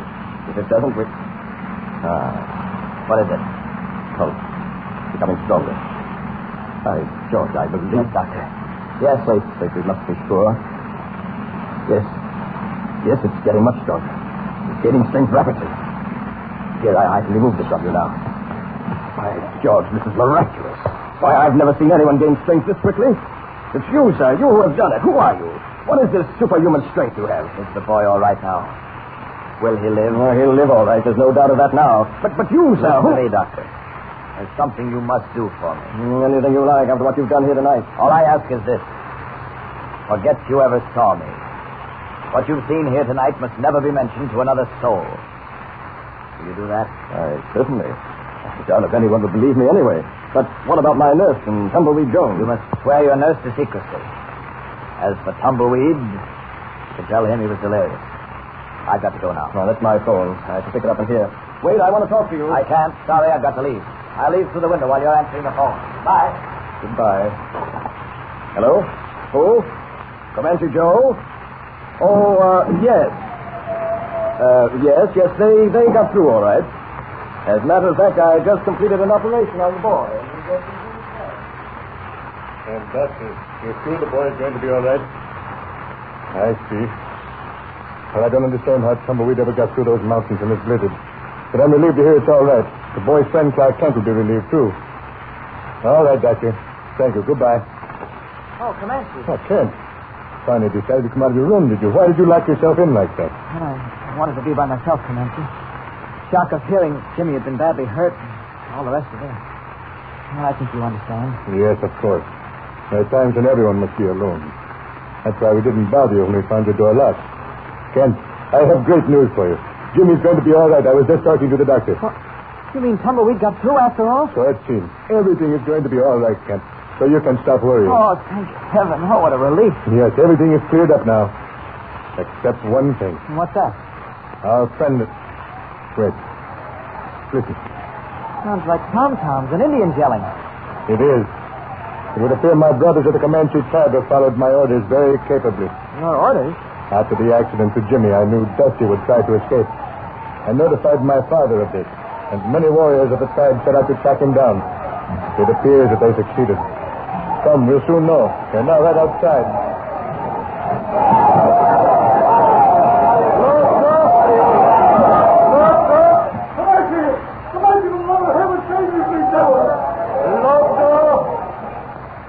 You have brought him, my brothers. You have done good work. Leave him with me. Rather nice. They know what he did to Jimmy, and they want to avenge the little laughing squirrel. Lotto, you leave him with me. I will deal justice to him. Get into the house, Dusty. My brothers, you will return to the reservation. I thought they was going to kill me. They will when I give the order. What you talking about, Comanche? Dusty, late this afternoon you took young Jimmy Olsen for a ride on a horse called Gentle Lamb. Sure, that's right. Everyone on this ranch, including yourself, knew that horse was a killer the minute somebody touched him with spurs. Young Jimmy wasn't wearing spurs when he left here. I was careful to see to that. But he was wearing spurs when the horse almost killed him. Where did he get those spurs, Dusty? I don't know. You don't think I gave them to him, do you? I know you did. There wouldn't seem to be any doubt about it. He couldn't have got them from anyone else. That's right. Now, Dusty, your life depends on how you talk in the next few minutes. I'm going to ask questions, and I want the right answers. I don't know nothing, Comanche. I swear I'm innocent. Who put you up to trying to kill Jimmy Olsen? Comanche, you got it all wrong. I'm going to get it right. Answer my question, Dusty. Answer me, blast you die here now. Let me go. Take that knife off. Let go. Talk then. Sure. I was put up to it. I was forced to do it. I like to leave you. Well, all right. I hated to do it, but if I had... Never mind all that. Who put you up to it? Who ordered you to kill Jimmy Olsen? He's a guy both of you think is okay. You never suspected of trying to get Comanche Joe here to... The coyote. Kent, you hear it? Yes, I heard it. He's almost right outside the front door. Hand me that rifle. If it's that close, I may be able to get a shot. Think it's here. Well, come on. There it is. Running off into the night. Did you get him? No. It'd be up if I had. And yet, Kent, I'm a dead shot. You don't think that Comanche legend is... That is true? That coyote is a phantom? Yes. Of course not. There's a blinding snowstorm going on out here. Coyote was practically out of sight when you fired. You missed him. That's all there is to it. Yes, I suppose you're right. Well, let's bring our friend Dusty back to his senses and find out what he was going to tell us before that coyote started yapping.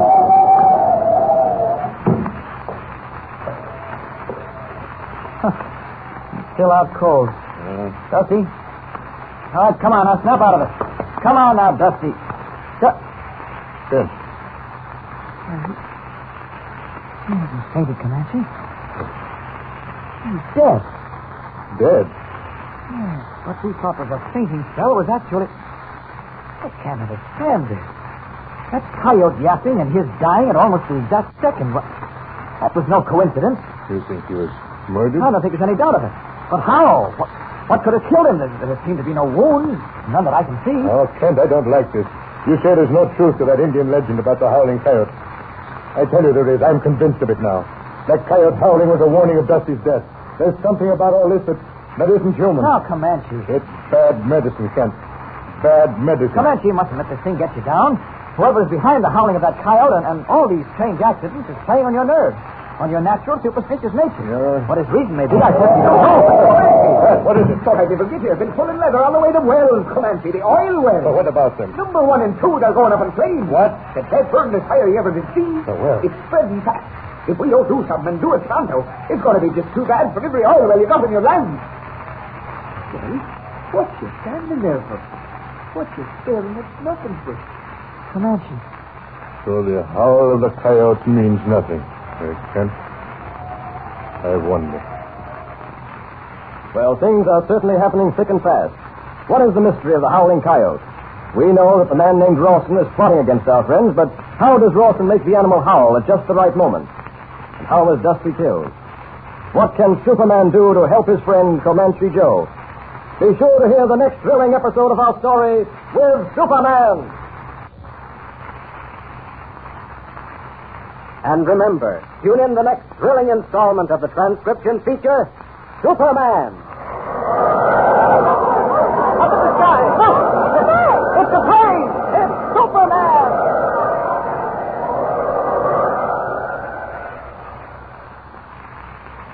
Superman is a copyrighted feature appearing in Action Comics magazine.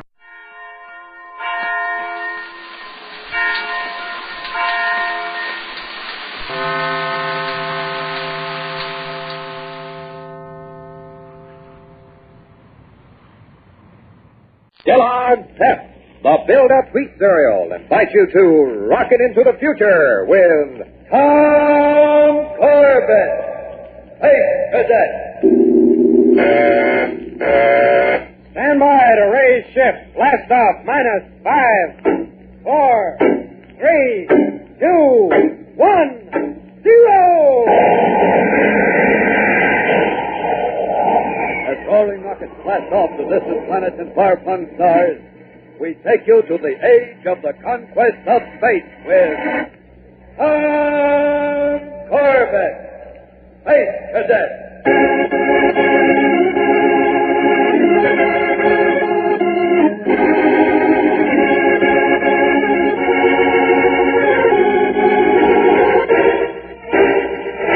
It is a holiday on the planet Venus. A holiday celebrating the date 100 years before, when the Earth colonies were granted independence and the cloudy planet took its place in the Solar Alliance. For Space Cadets Tom Corbett, Roger Manning, and Astro, it is a holiday from duty, the beginning of a week's leave. And in an old and somewhat battered jet launch belonging to Astro's family, the boys skim over the lush Venusian jungles. It's a beautiful day, a perfect beginning for a vacation. Yet, as usual, Roger finds a reason to complain. Look, Astro, as long as I was spin dizzy enough to say I'd go fishing with you, I'd like to get there. Won't the sliver go any faster? Relax, Roger. We'll be in Goldtown soon. There's a difference, you know, Roger, between spaceships and jet launches. Sure, and there's a difference between jet launches and walking, but I'll take walking. Hey, that's an idea, Astro. Why not drop him off in the jungle and let him walk? Suits me. He might last an hour, with luck.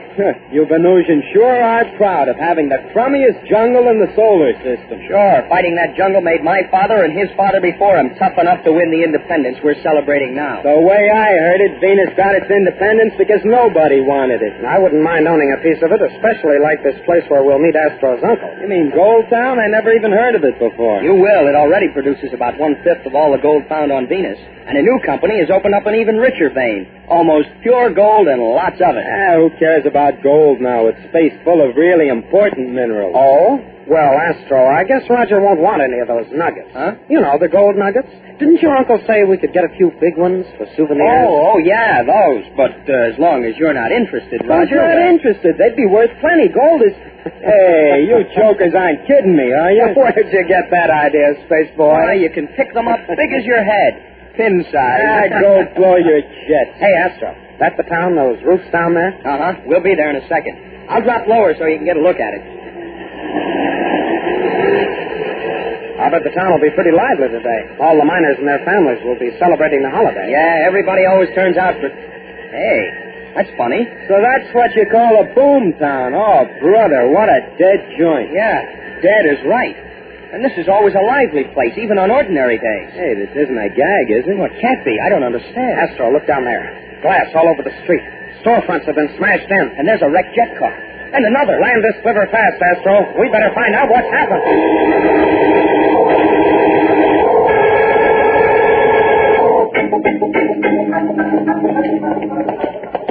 My uncle's store is down the street. Hurry, fellas. Sure, Astro. But there's not a chance of him being there. I never saw anything like this. Why, it's a ghost town. Yes, Roger. Only this ghost town didn't die quietly. I'll say it didn't. Doors broken in, houses wrecked. And everybody gone. Men, women, and kids. What could have happened? Well, Goldtown's surrounded by a jungle full of prehistoric monsters, isn't it? Dinosaurs, Tyrannosaurus. They're not prehistoric on Venus, Roger. Well, that's what I mean. They're alive. Maybe a bunch of them attacked the town. Maybe, but they didn't. Men are behind this. All radio equipment has been destroyed. And you can see there's been some looting. Here's my uncle's store. Come on inside. It's empty, like all the others. And wrecked even worse. The shelves have all been cleaned up by the rings of Saturn. Roger, look behind the counter. A man still holding on to an old-fashioned rifle. What is it, Tom? Did you find anything? Better stay back, Astro. No, let me see. Oh, no. Is it your uncle? No. His partner, old Peter Adams. He used to tell me stories when I was a kid, and now... Easy, Astro. Get a grip on yourself. I'm okay, Tom. But what could have happened here? Where's Uncle Carl and everybody else, and who wrecked Goldtown?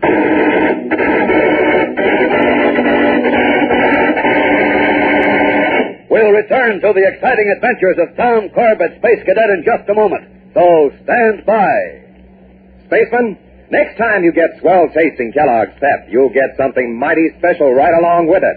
Just look on the back of the Pep package and you'll see what I mean. Every regular-sized package of Kellogg's Pep has a Space Cadet picture cut out on the back.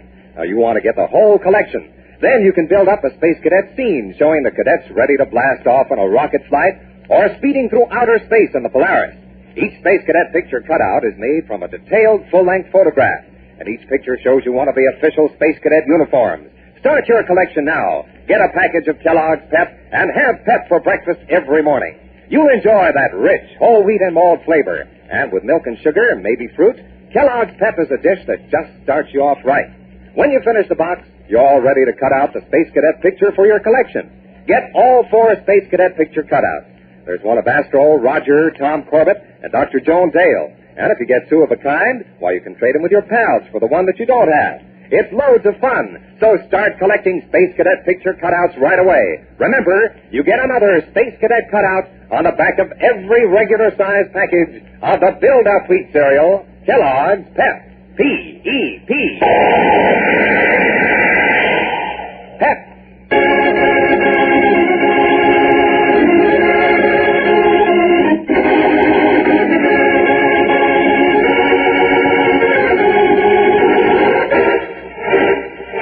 Arriving at the isolated mining village of Goldtown on Venus, where they expected to enjoy a week's leave, the space cadets find the little town has suffered a mysterious raid of almost unbelievable violence. And when Astro leads them to his uncle's store, they make another shocking discovery: the dead body of Uncle Carl's partner. And there is no sign of any living person. The town is completely deserted. We have to get word to the Solar Guard, fellas, and that means flying back the way we came in the jet launch. This is too big a job for us to tackle alone. Well, okay, but first I'm going to fly over the mining and processing area. It's in another clearing north of here. North, but that's out of our way. It won't take long.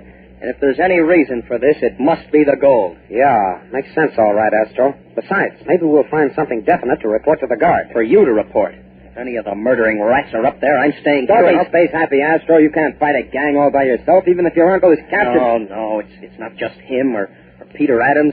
It's all the people of Goldtown. They're Venusians like me, and I know most of them. I was brought up here, and... Oh, well, I guess you fellas can't understand. I think we do, Astro. Come on, let's get moving.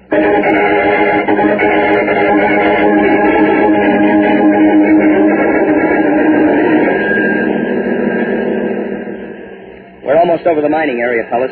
Keep your eyes peeled. Hey, look over there to the left. There seems to be a break in the jungle. It must be the clearing. Yeah, I see some chimneys. Well, that's the processing plant, Roger.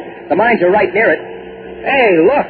There's a big crowd down there. That's our answer, Astro. Those must be the people of Goldtown loading those 2 space freighters. With armed men all around to make them do it. Dirty space crawlers stealing all the gold and making our people do the work for them. They have other workers, too. Look, giant robots. Like the ones we ran into on Mercury. I thought the men there must be part of a larger gang. Galaxy, how did they get here? Who cares? They're here and they're going to be tough to lick. Guns and robots.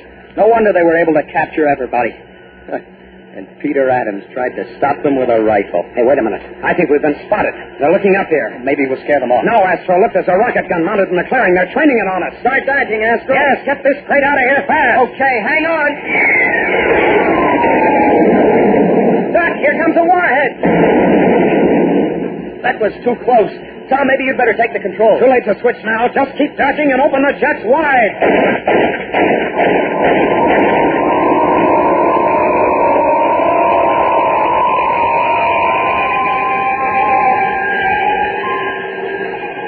We're out of sight, fellas. I guess we're safe now. That was a nice job of tree-hopping, Astro. You kept them from getting a good shot at us. Well, thanks, Tom, but we may not be in the clear yet. You mean the robots? Yeah, if the gang sends them after us, we'll be in trouble. Jumping Jupiter, I forgot about them. They could catch this bag of bolts and make scrap of it in 2 minutes. They sure could, but I don't see any of them following us, and the killers should have them in the air by now. Well, they would if they wanted to use them. Maybe they don't want to tip their hand by showing the robots. Or maybe they didn't want to take them off the job. Looks as if they were getting pretty near the end. Well, maybe. It's funny reasoning, but lucky for us. Now we can go and get the Solar Guard after them. Yeah, you do that. I'll circle back and land as close as I can. Then you can take over, Tom. You mean you still want to try and fight that gang? I have to. Don't be a jerk, Astro. What can you do against those robots? Probably not much, Roger, but as you said, it looks as if they're getting near the end of the loading. Those space rats will be gone before the Solar Guard can get here. Well, so what? Why toss your life away to try and save some gold? It's not the gold, Roger. It's all those people. You remember the killers on Mercury didn't like to leave any witnesses. This bunch probably feels the same way. You think they'd murder the whole population of a town? Yep. After they're through using them as slaves. You may be right at that, Astro. We'll have to try to help them. We? Sure, I'm staying with you. Roger can go after the guard. Wait a minute, Junior. If you 2 bubbleheads can be heroes, so can I. I'm joining the party. Sorry, Roger, but our chances will be pretty slim, and someone has to send out a warning. Oh, space dust. Why should I be the one... Don't argue, Roger. There's no time. All right. Blast it. I'll be the messenger, boy. Good, and while you're delivering, keep your fingers crossed for us.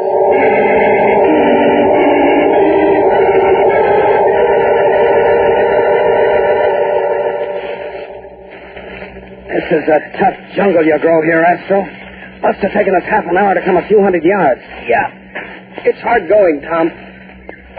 It's swell of you to do this when you're not even a Venusian. Oh, what of it? I'm a human. Forget it, pal, and keep your voice down. We're at the edge of the clearing.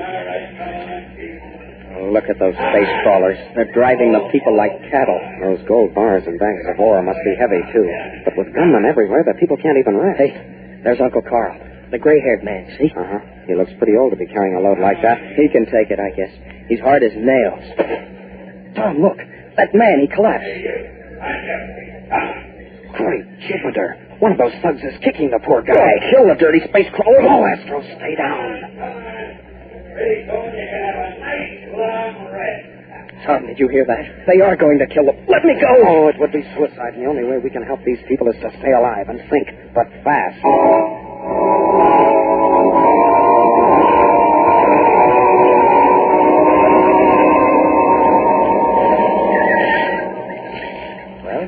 We're right back where we started, Tom. We've been all around the clearing, and there's no way to break that up except... No, Astro. For the last time, we can't go charging in blindly. If we wait, we may still get a break. Or best of all, the solar guard may get here. You're just kidding yourself. One freighter's loaded already. The other's almost finished. Roger can never reach them in time. Wait a minute, Astro. Listen. Ship coming this way. Hey, you don't suppose I'll keep your fingers crossed. There. I see it now, Tom. It's a space yacht. It's armed, and it's coming straight for the clearing. I think it's going to attack the killers. No, not Astro. Take a look at them. Huh? They've made room for it to land. They've been expecting it. Blast it. More guns against us. In a spot like this, a few more won't matter, I guess. But maybe if they sit down close to the jungle. Oh, they won't. It's coming in right in the center of the clearing. I wonder who those characters are. The leaders, I guess. Look, 2 men are getting out. Hey, they're carrying someone. Great blazing comets. It's Roger. He's unconscious. How in blazes did they get him? He was blasting back to headquarters. Must have intercepted him and shot him down. That's why those robots weren't sent after us. What do you mean? That armed yacht must have been on patrol. And this bunch just radioed an alert for the flipper. Well, that settles it, Tom. The solar guard won't be coming. Our last chance blasted into space dust. Yes. I guess it's up to us now. Well?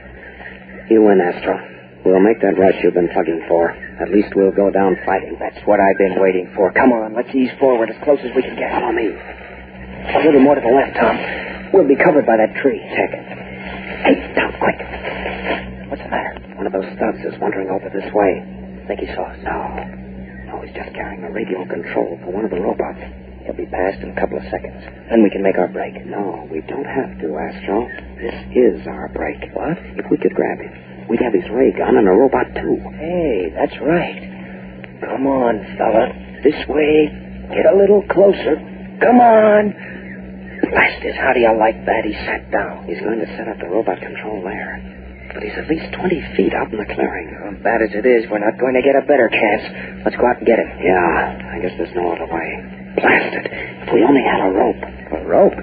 The rope's hanging all around you. Where? These Venusian jungle vines. They're as good as rope anytime. Well, can we hack off a piece, a long piece?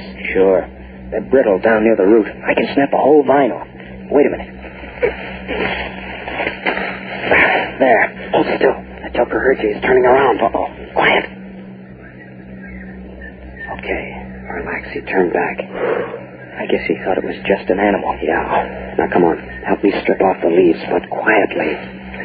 Look, would you mind telling me what we're doing? Going fishing, Astro. Now, you see this noose I'm tying in the end? With luck, we can toss it over his head from here. Yank it tight so he can't squawk and just haul him in. Don't you think the other jokers will see it? Yeah, maybe, but the odds are better doing this than busting out in the clearing ourselves. I guess you're right. And the robot controller is attached to a strap around his neck. It should come right along with him. Okay. Are you ready? Yeah. This noose should hold. Let me try to snag it. I've got longer arms so I can reach out for it. Okay, Astro. Shoot. Here goes. You got him. Pull. Keep it tight around his neck. Here he comes. And nobody's looking this way. Yeah, but the strap on the robot control broke. It's fallen off. I'll get it. No, Astro, don't let go of the line. Keep pressure on. Help! Hey! Over here! Astro, set him up. Right! Okay, he's out. It's too late. They heard him. Come on back. Things are getting hot. Yeah, they're using heat ray. Come on, let's beat it. Here, I got his gun. You take it. Thanks. Good work. You winged a couple of them. There's so many of them I can't miss. Besides, they can't see us here. We have that much advantage. They're falling back, Tom. We're beating them. Great Jupiter. What's the matter? The robots. They're sending the robots in after us. Well, the gun's no good against them. Look at them come. That does it, Tom. We're licked.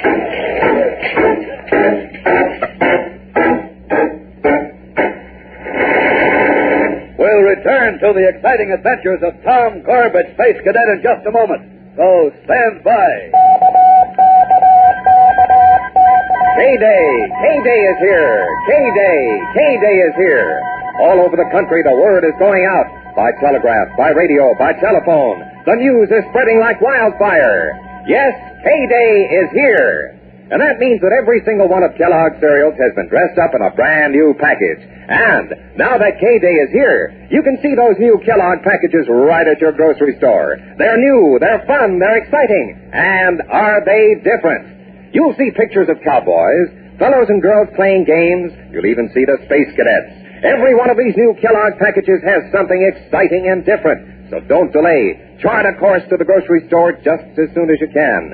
See the better-than-ever Kellogg cereals and newer than new Kellogg packages. Then you'll be saying, did you see what I saw? Kellogg's on display in brand new boxes, bright and gay. These famous cereals come your way. Go see this eyeful. The Kellogg's All-Star Breakfast Show has a cheerful look, a lift for you. Start you out with a hoop-de-doo. Kellogg's for breakfast and a happy, happy day. Get a big supply today.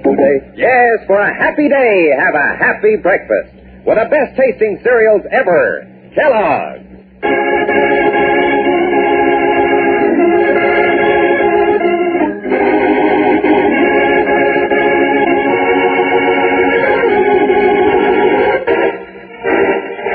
In a desperate attempt to rescue the people of Gold Town, Tom and Astro almost succeed in gaining control of one of the gang's giant robots.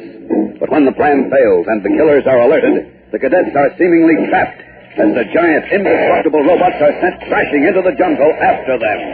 Tom, we're finished. We can't stop those robots. They'll run us down. Yes, if we just stay in front of them, Astro. But they can't think for themselves, and the men operating them will expect us to run back into the jungle. This is a chance to pull a fast one. Ow! Pop up that man you knocked out, and I'll put my hat on him. That'll delay them for a minute. Okay. There. Come on. Where are we going? We'll skirt around the edge of the clearing. But they're watching for us now. Not this way. Everybody's looking in the direction the robots are taking, where we were. Well, they're bound to find out we've given them the slip. Sure, but not in time, I hope. We'll cut around to that loaded freighter, the one nearest the jungle, and climb in while they're looking the other way. We can't, Tom. The guards are still in the airlock. We won't use it. Then how? You're a power man, Astro. Can't you think of another way to get in? Hey, wait a minute. The rocket tube's in the clean-out hatch. Right. We'll have to slide through the tube fast. There'll be radioactivity. It's worth it to get to those big guns. You bet it is. Step it up, Tom. We've got to work fast.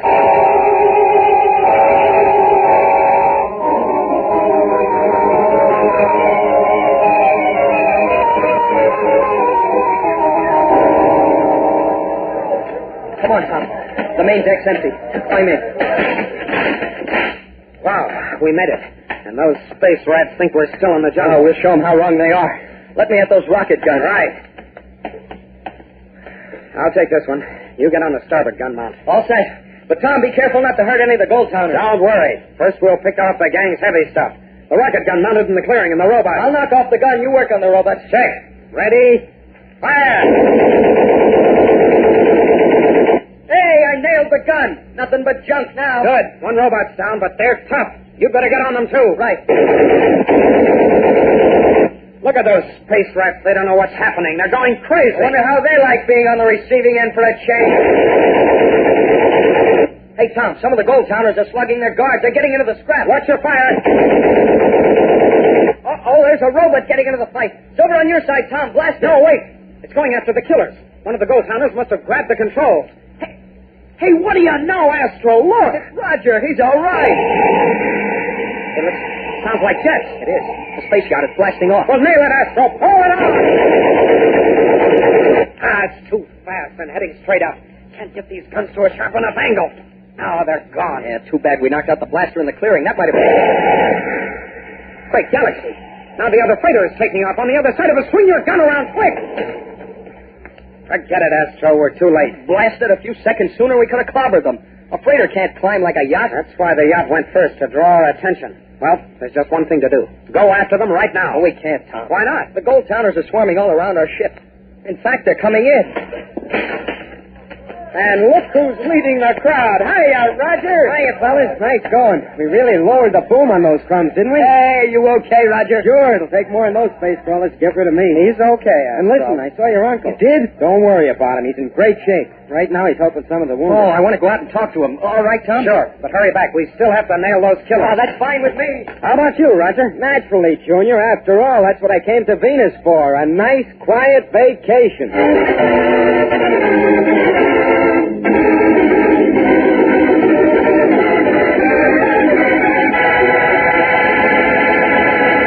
Don't miss the next action-packed episode with Tom Corbett, Space Cadet, on Thursday, when the crew of the Polaris search for the killers but find danger in Part 2 of Holiday of Terror. Tune in, same time, same station on Thursday for the next thrilling interplanetary adventure with Tom Corbett, Space Cadet.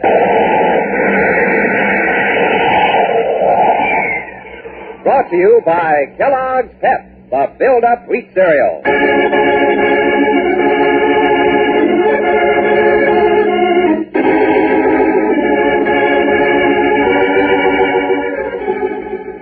Tom Corbett, Space Cadet, starring Frankie Thomas, can also be seen on television and appears in the comic sections of many of America's leading newspapers. Look for it daily and in weekend editions. Featured in today's cast are Jan Merlin and Al Markham. Today's program was written by Don Hughes, directed by Drex Hines. Jackson Beck speaking.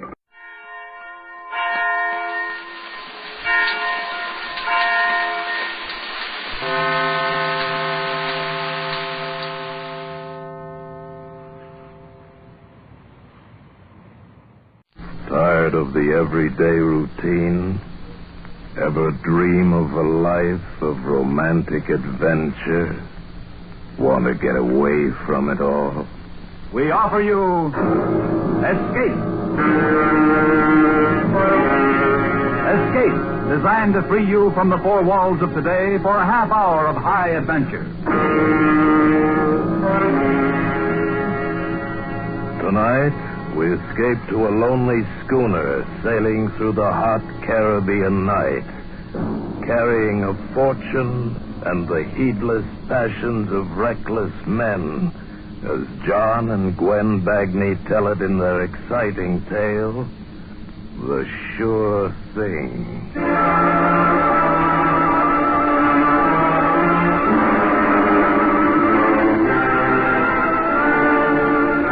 Before we hear tonight's story, a brief message from the Ford dealers of America.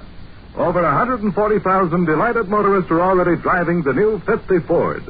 Here is what Mrs. William M. Kirby of Kansas City, Missouri, who breeds the rare Sealyham and Dandy Dinmont Terrier, says about her new Ford. I think my new Ford station wagon is just wonderful. It has such style and beauty. I use it to transport my terriers, and they love it. And, of course, it doubles as a passenger car as well. It's so comfortable and easy to handle. I've had station wagons before, but this one is the strongest, safest, and best I've ever had. Yes, we Ford dealers are swamped with comments like that. But don't take anyone's word for this new 50 Ford. Prove it for yourself. Look up your nearest Ford dealer in the classified phone directory. Perhaps you know him personally. He'll arrange a test drive in the 50 Ford. Test drive it for comfort, for power, for safety, for the quietness which is its mark of quality. Test drive it for the new Ford feel, which stamps the 50 Ford as the one fine car in the low-price field. Before you buy any car at any price, test drive the 50 Ford at your Ford dealers tomorrow. And now we invite you to Escape.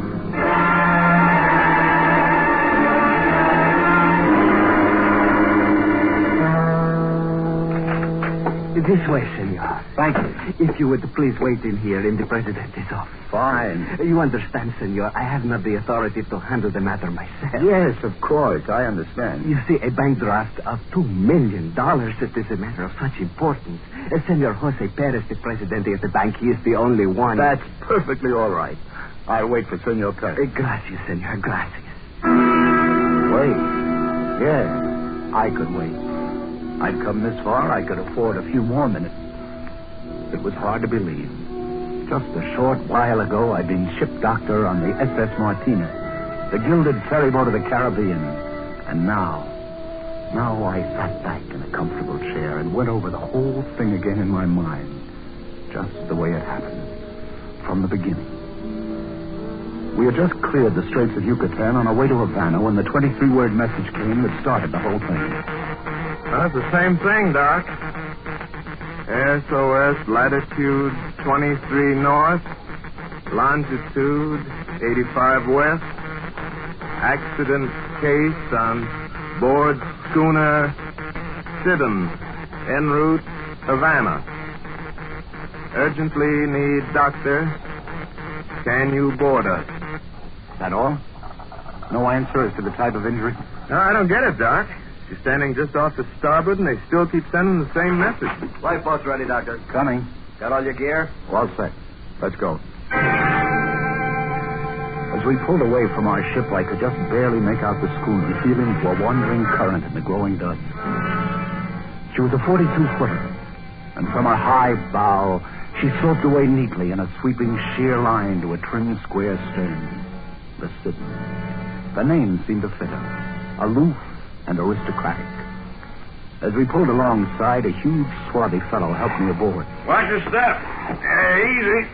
There you are. Yeah, thanks. Now, where's the patient? He's below. What'd you bring the stretcher for? Who are you? I'm the owner of P604. You can't take him off this boat. He's too weak. I'll decide that. Come on, Olsen. Coming, Doc. We went below, and in the forward stateroom, I found my patient. An old man. And with him, a girl. Oh, Doctor, thank heaven you're here. He had an accident. He's terribly... I've been so worried. Bad shock. Pulse pretty slow.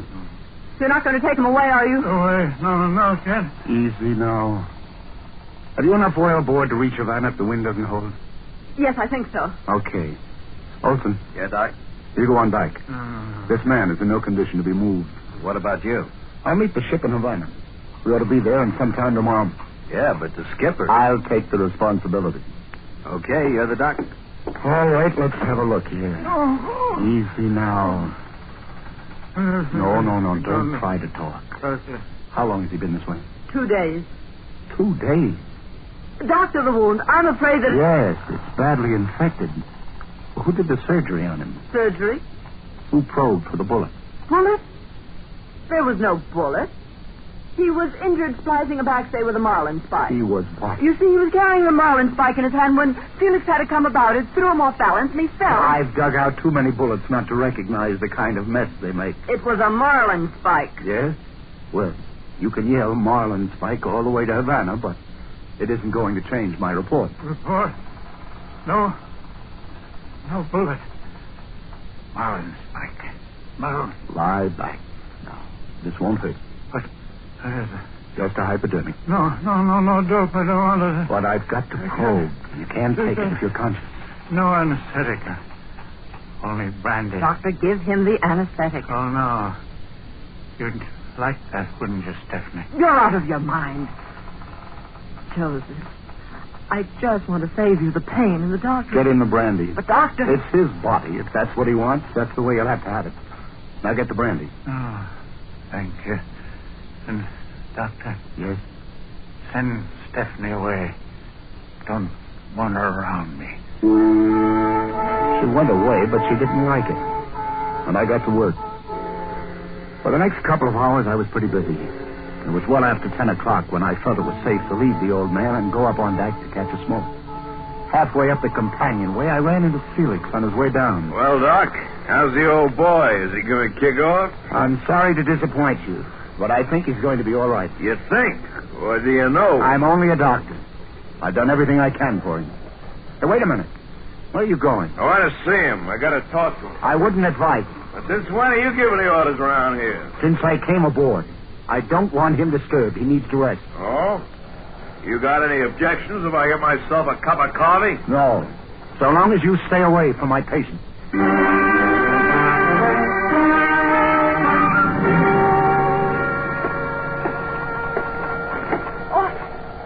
Oh, I didn't hear you come up.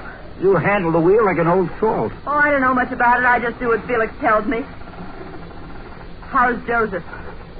You've been down there such a long time, I thought that maybe... That he died? That's a horrible thing to say. Of course not. Who is Joseph? Your husband? No, I'm his secretary. Oh. Then this is a business trip. In a way. Doctor, what are you getting at? Did you shoot him? Why would I shoot him and then call for a doctor out here in the middle of the ocean? I don't know. And after tomorrow, I won't care. You realize, of course, that my report to the authorities in Havana will be according to my own findings. I suppose so. I don't imagine that there's any way of changing your mind. Is there, Doctor? This is a beautiful schooner. Belong to your boss? Yes. I wonder... You mind if I take the wheel for a while? It's been a long time. Oh, you know how to sail? Used to, back in Maine. All right. Go ahead. Oh, feels good. She sure handles like a dream. Uh-huh. Just as I thought. What's wrong, Doctor? Look at that binnacle. We're not headed for Havana. We're headed in the opposite direction. The Sidon was racing along with sails full, but she wasn't sailing due east to Havana. The compass said she was sailing southwest, away from Havana as fast as wind and sail could take her. I laid her on the starboard tack and started to bring her about. The sails bellied out, catching the wind as it shifted across the bow. And then, as they started to fill away, the mainmast boom swung over. Just as I ducked to avoid it, a shot rang out. I put up my hand to steady myself against the main boom, and there in the wood, like where my head would have been if I hadn't ducked, was a bullet. Across the deck, silhouetted in the light the companionway, stood Felix, polishing his gun with a handkerchief. You shouldn't tack, Doctor, when a man's cleaning his gun. Cleaning your gun in the dark in the middle of the night? Yeah, I suppose it is dangerous. I see you don't like our course. I was under the impression this craft was bound for Havana. That's right, Doc, we are. Then why are we sailing southwest? Southwest? Well, that's a woman for you. You can't trust her behind the wheel of a car and no better behind the wheel of a boat. Oh, no, Felix. You don't blame me for that. I don't know a thing about it, of course. I did what you told me. Now, why didn't you do it right? If I'm so incompetent, maybe you'd better handle it yourself. Maybe I will. I didn't know what that game was. The lie, marlin spite, nocturnal gun cleaning, change of course. But one thing was certain. I intended to get to Havana if it was the last thing I ever did. And to make sure it wasn't the last thing, this was one night I wouldn't sleep. I went down to the old man's stateroom where I'd left my bag to get some Benzedrine. While I was there, I checked on him. He was sleeping quietly. He wouldn't need me.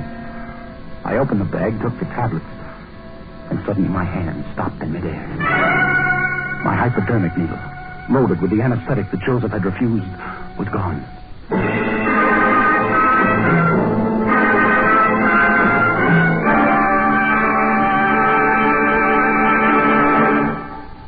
In just a moment, we will return to Escape.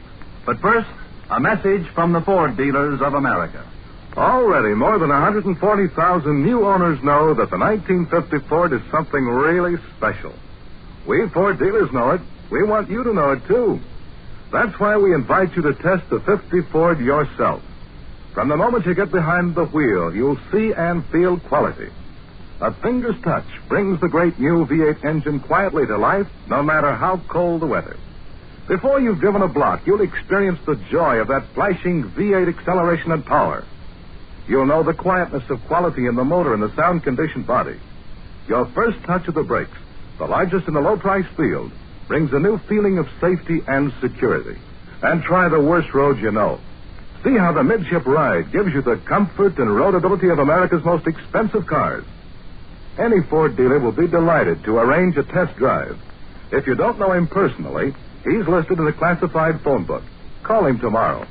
Before you buy any car at any price, test drive the 50 Ford. It will open your eyes. And now we return you to the second act of Escape.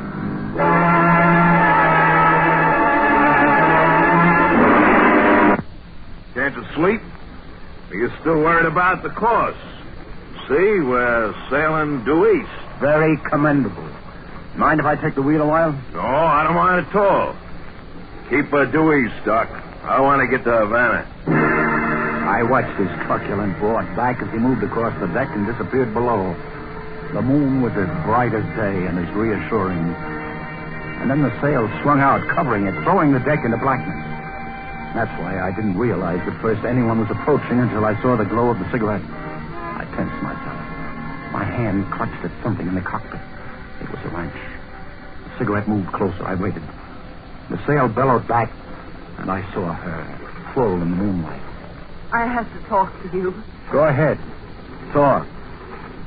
I'm afraid I haven't been very honest with you. I'm afraid you haven't.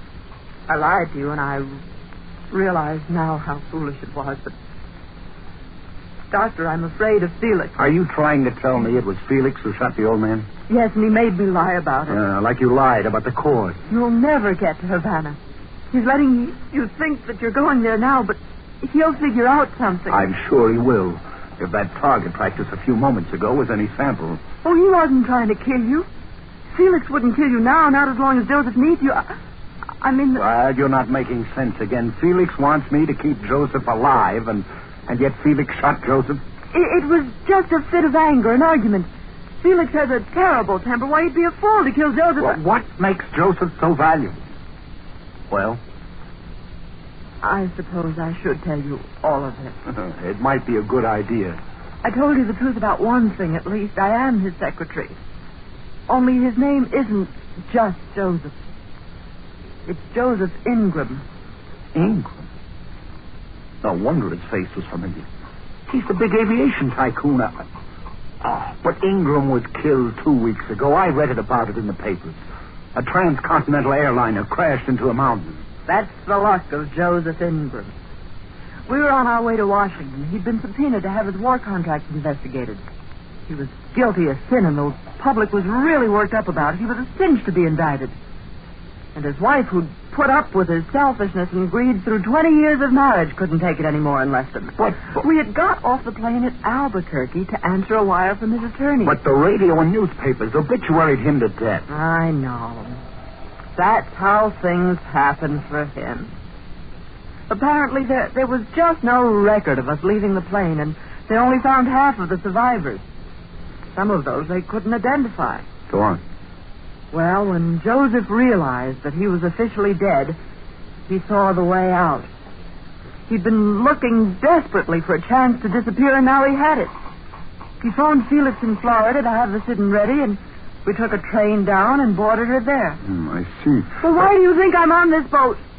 Do you think I wanted to come? Do you think I wanted to leave my whole life behind? I was forced to come. I was the only one who knew that Joseph was still alive. And now you know. What about Felix? Felix is Joseph's handyman, so to speak, and Joseph owns Felix, body and soul, just like he owns everyone who works for him. And you? I saw a chance to go further with Joseph than with any other man. Then maybe the needle isn't meant for Joseph. Needle? What needle? A hypodermic needle loaded with anesthetic. It's missing from my bag. And it looks now like it's meant for you.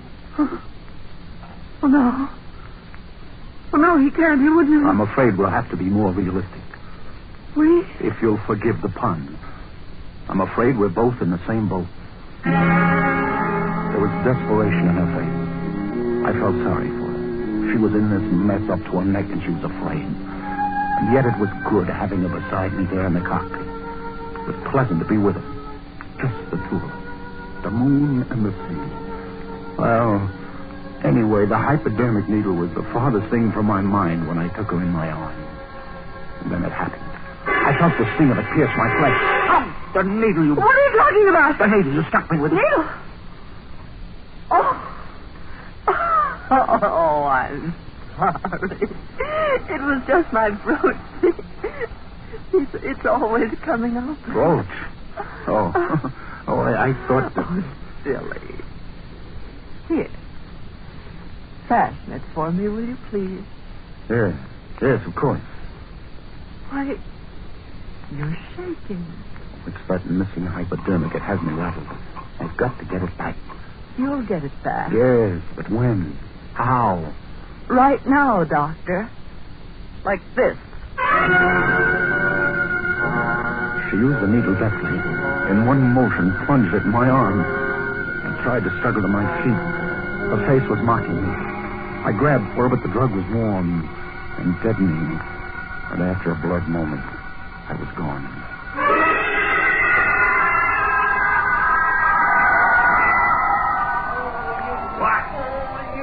I could hear them from a long ways off. I came to slowly, and I lay there listening. I only did what you told me. You're the one who bungled it. It's a good thing They were both standing over me, working on me, doing everything they could to bring me to through. use that needle. Now you've spoiled everything.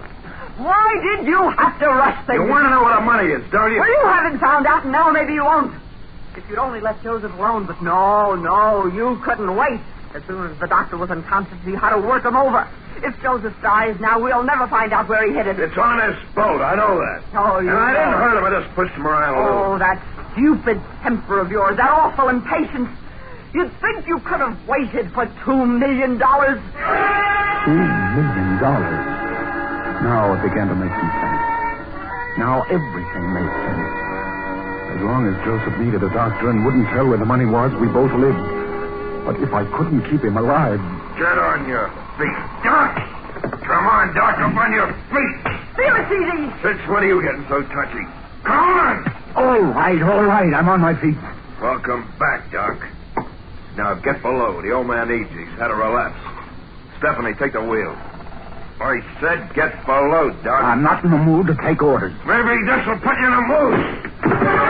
He creased my chin with a short jab. My knees buckled. I swung at him and missed. I saw another one coming. This time I ducked and connected with a roundhouse on the side of his head that sent him reeling along the wet, narrow deck. I started after him. Just as the boat came about violently, heeling over with a lee rail under. I wildly grabbed the guy line just in time to see Felix fall backwards into the sea. I whirled around. The girl was on it, spinning the wheel like crazy. I dashed back to the cockpit, tried to grab it away from her. She flopped me like a tiger, but I finally pushed her off, righted the boat, and brought her about. But Felix was nowhere in sight. We tacked around, searching for him, but it was useless. It was an accident. He's gone. You killed him. You ought to be glad he's gone. Why? Well, it was either you or him. Yes, your concern touches me. Besides, we don't need him, don't you see? You know how to handle a boat and you're a doctor. You could keep Joseph alive until we make him talk. And when we find out where his money is, we can get rid of him. And sail away into the sunset, That's right. Just you and me. Yeah? No, thanks. I'll play the original hand out in Havana. I don't think so, Doctor. I'm setting the course now. And if you're interested, I'm a much better shot than Felix. I won't hit the boom. The gun glimmered in the moonlight, and she was smiling at me. And then I wasn't looking at her, but beyond her. First, I wasn't sure. I just sensed the movement. And then I saw him. Joseph Ingram, barefooted and in pajamas, pulling himself painfully up the companionway, forcing his body to make the effort. Joseph! You wanted too much, Stephanie. My money and Felix's you. Felix is gone. He had an accident. Like mine, I suppose. If only you hadn't been so greedy. If only you'd waited, you'd have gotten your share. Joseph, you're sick. You were such a little fool, Stephanie. In the heel of my shoe, in my cabin, is a draft on the National Bank of Venezuela for $2 million. Payable to bearer. So that's where it is. Oh. Thank you, Joseph. That's very generous of you. I wouldn't have believed it if I hadn't been watching. A bullet in the stomach, yet it kept coming at her, lumbering barefooted across the deck like a wounded bear in blue silk pajamas. So easy. She backed away from him, emptying her gun into him. But he kept coming. Not so easy! No, Joseph! She was at the edge of the deck as he collapsed against her, his heavy arms and a death grip around her like a cartwheel. They spun together over the side into the inky blackness of the sea.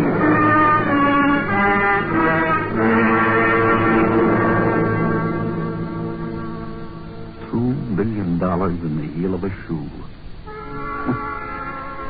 It was in the heel of the shoe, all right. I went below and found it. Just a piece of paper that 3 people had died over. $2 million. Certified backwards and forwards. Payable to bearer. In just a few hours, it would be daylight.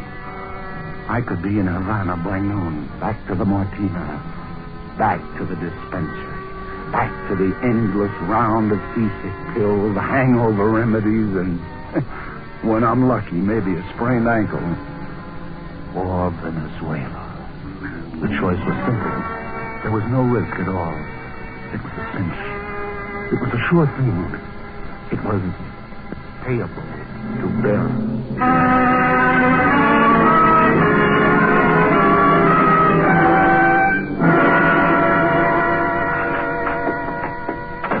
Good afternoon, senor. Sorry I have kept you waiting. You presented this bank draft for payment, senor? Yes. Are you Senor Perez? That is right. I am president of the bank. This draft, it is quite a large sum. There's nothing wrong with the draft, is there? Oh, no, senor. It is in order. Good. And you wish us to transfer this money to your bank in the United States? No. No, as a matter of fact, I wish to open an account here. Oh, but certainly. Gomez, you will make the arrangement for the senor. Si, Senor Perez, at once. And now there is a lady, a countrywoman of yours, waiting to see you. Please to step this way, senor. To see me? But who? Oh, Joseph, I've been waiting so long. Senor Perez, is this the man who presented the draft for payment? Si, senora. But he isn't. And what has happened to Joseph? Who? Joseph Ingram, of course.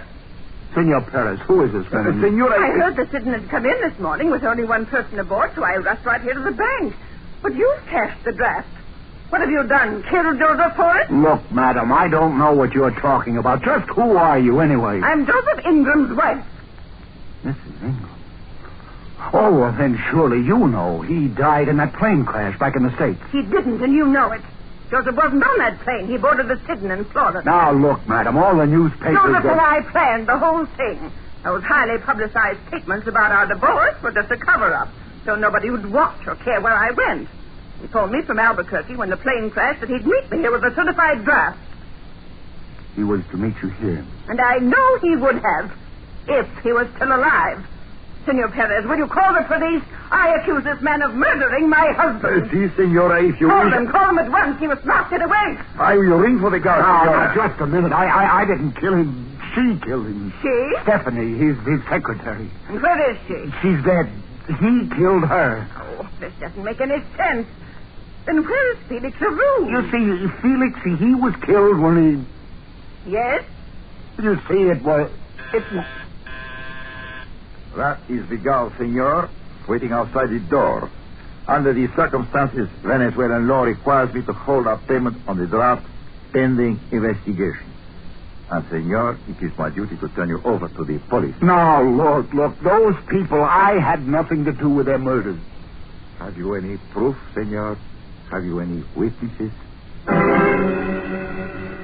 They were staring at me. They didn't believe me. Of course. No one would ever believe me. And it had looked like such a sure thing. I was trapped on a charge of triple murder. Not $2 million, but triple murder payable to bearer.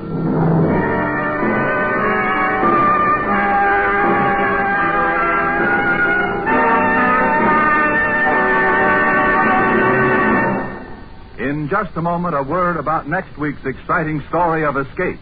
But first, a message from your local Ford dealer. More than 140,000 delighted motorists are already driving the new 50 Ford.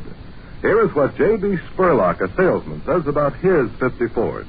Anyone who's on the road as much as I am will sure appreciate the relaxing ride of the 50 Ford. You just take the wheel and sail away for hundreds of miles, and you end up almost as fresh as you were when you started. It's not just the comfortable seats alone that are relaxing. It's the quietness of the Ford engine and the fine riding qualities, too. Actually, it feels and holds the road like a much higher-priced car. I wouldn't trade my 50 Ford for anything anywhere near its price class. We Ford dealers hear comments like that every day. But you don't have to take anyone's word for it. Just test drive the 50 Ford yourself. Look up your nearest Ford dealer in the classified phone directory. Or perhaps you know him personally. He'll gladly arrange a test drive in the 50 Ford. Then you can test drive it for comfort, for power, for safety, and for quietness. Test drive it for the new Ford seal, which stamps the 50 Ford as the one fine car in the low-price field. Before you buy any car at any price, test drive the 50 Ford at your Ford dealers tomorrow.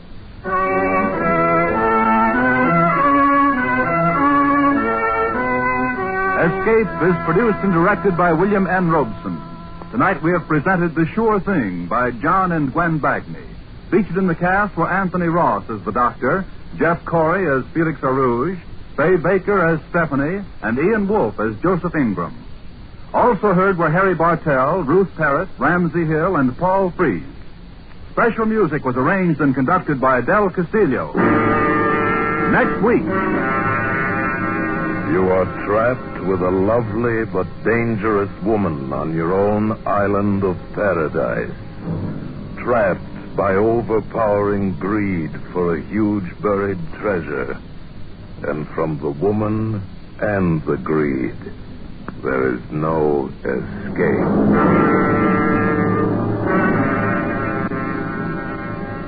Next week, we escape with John and Gwen Bagney's exciting tale of a lost paradise, Treasure Incorporated. Goodbye, then, until this same time next week, when once again we offer you Escape. This is CBS, the Columbia Broadcasting System. Stay tuned for Pursuit. 10 p.m. BULOVA, Bulova Watch Time. For her, choose the very latest Lady Bulova, only $42.50. General Omar N. Bradley, chairman of the Joint Chiefs of Staff, and Harvard University President Dr. James B. Conant discuss a vital educational issue just 30 minutes from now. WCBS AM and FM.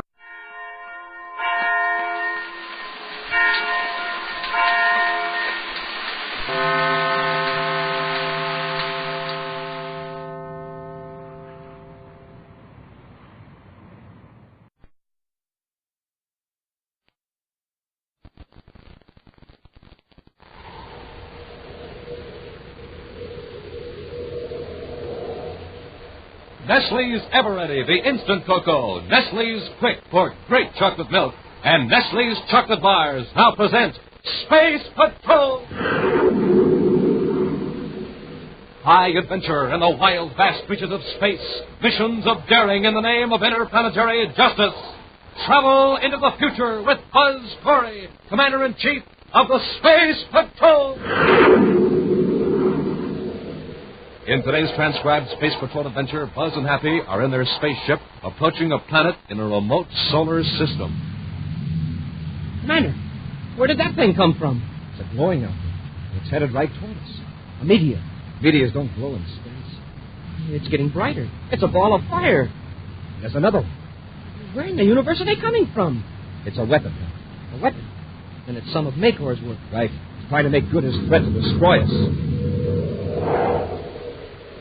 We'll be back in just a moment with a thrilling story, Prison Planet. It's quicker than a jet flight. It's quicker than the speed of light. It's Nestle's Quick, the miracle product that mixes so quick it gives you chocolate milk in seconds. Fellas and girls, have you tried instant Nestle's Quick? Nothing was ever so speedy. Here's all you have to do to get perfect chocolate milk. First, pour out your big, cold, frosty glass of milk, then add 2 teaspoons of Nestle's Quick. That's right, you pour the milk first, then you add Quick. Spoon it around once or twice, and there's your chocolate milk. Why, it practically makes itself. And wait till you taste that flavor. Quick is just like those great Nestle's chocolate bars. Yes, sir, it's got that special Nestle's chocolate flavor, that special Nestle's chocolate richness, that special Nestle's chocolate smoothness. It's a real soda fountain treat right in your own home. You're going to love having wonderful Nestle's Quick with meals, for snacks, and before bedtime. And you can tell Mom that Quick is good for you because it's fortified with vitamin D. And the more Quick you drink, the more milk you drink. So Mom's sure to approve. Ask her to get that big brown and yellow can of Nestle's Quick. And then you can join all the Space Patrollers in the most delicious, most chocolate, quickest treat in the universe. That's Q-U-I-K, Nestle's Quick. And now, today's Space Patrol adventure, Prison Planet. Buzz and Happy have returned to the Graxock star system 500,000 light years from the United Planets to search for the one remaining pilot of an ill-fated expedition. 3 other pilots have already been found and have returned safely to Terra. Buzz and Happy realize that every moment spent in the unfriendly galaxy means increased peril, for Makor, guardian of the star system, has sworn to destroy them. While Happy watches the viewscopes for unfriendly ships, Buzz makes repeated attempts to contact the missing Space Patrol pilot by spaceophone. Commander Corey aboard Terra 5, calling Lieutenant Stitter, Element 4 of Expedition Enigma. Commander Corey calling Lieutenant Stitter. Lieutenant Stitter, Terra 5. You got him. Reception's terrible. Now, keep watching those view splits while I try again. Yes, sir. There's no sighting so far. Corey to Lieutenant Stitter. Your signal is very weak. Keep talking. Repeat. Keep talking. We'll try to get a fix on your signal.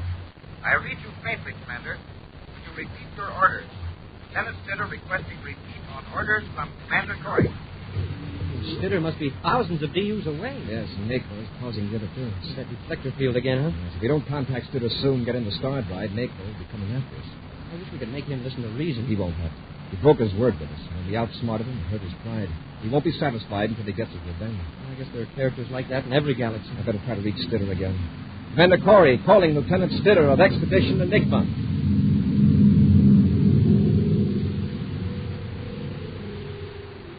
Elsewhere in the defense headquarters of the Graxock star system, Makor, guardian of the galaxy, confers with his chief aide, Sindrana. I've marked the star chart, Sindrana. This point indicates Corey's position. And the other intruder? The second ship is 40,000 omegas away from Corey. Its vector is indicated by this arrow. Oh, I see. And Corey is in communication with the other ship. To a very limited extent.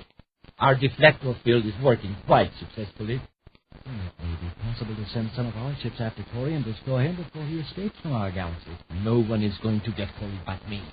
You understand? My own personal reputation depends on it.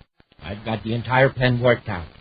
First, we will capture this Lieutenant Stitter and his ship. That will be simple. Then we can turn our full efforts into getting caught. You say it will be simple to capture the other ship? Yes. Look at its vector. It is heading towards Zergor. The prison planet? That's right. A maximum security base. A planet from which no news leaks to the rest of the galaxy. Except by my authority. Yes, but I don't see how we can possibly... We will order this unwelcome visitor to land on Zergor. Will we do it? I got it all figured out. Now listen. Corey can contact Stitter, but we can't. Lieutenant Stitter, Element 4 of Expedition Enigma, calling Commander Corey aboard the Terra 5. An urgent message to Lieutenant Stitter of the United Planets Expedition. This is Makor, guardian of the galaxy. I want to help you. Please acknowledge. Lieutenant Stitter here. You say you're the guardian of the galaxy? Yes. I am in charge of defenses of this star system, the region of space you're in now. I've already had contact with your Commander Corey, and know that he's looking for you. We promise to give him all the help possible. That's certainly welcome news. Say, is it possible for you to relay a message to my commanding officer? No, not at present, on account of those solar radiations. I offer a suggestion if you see fit to follow it.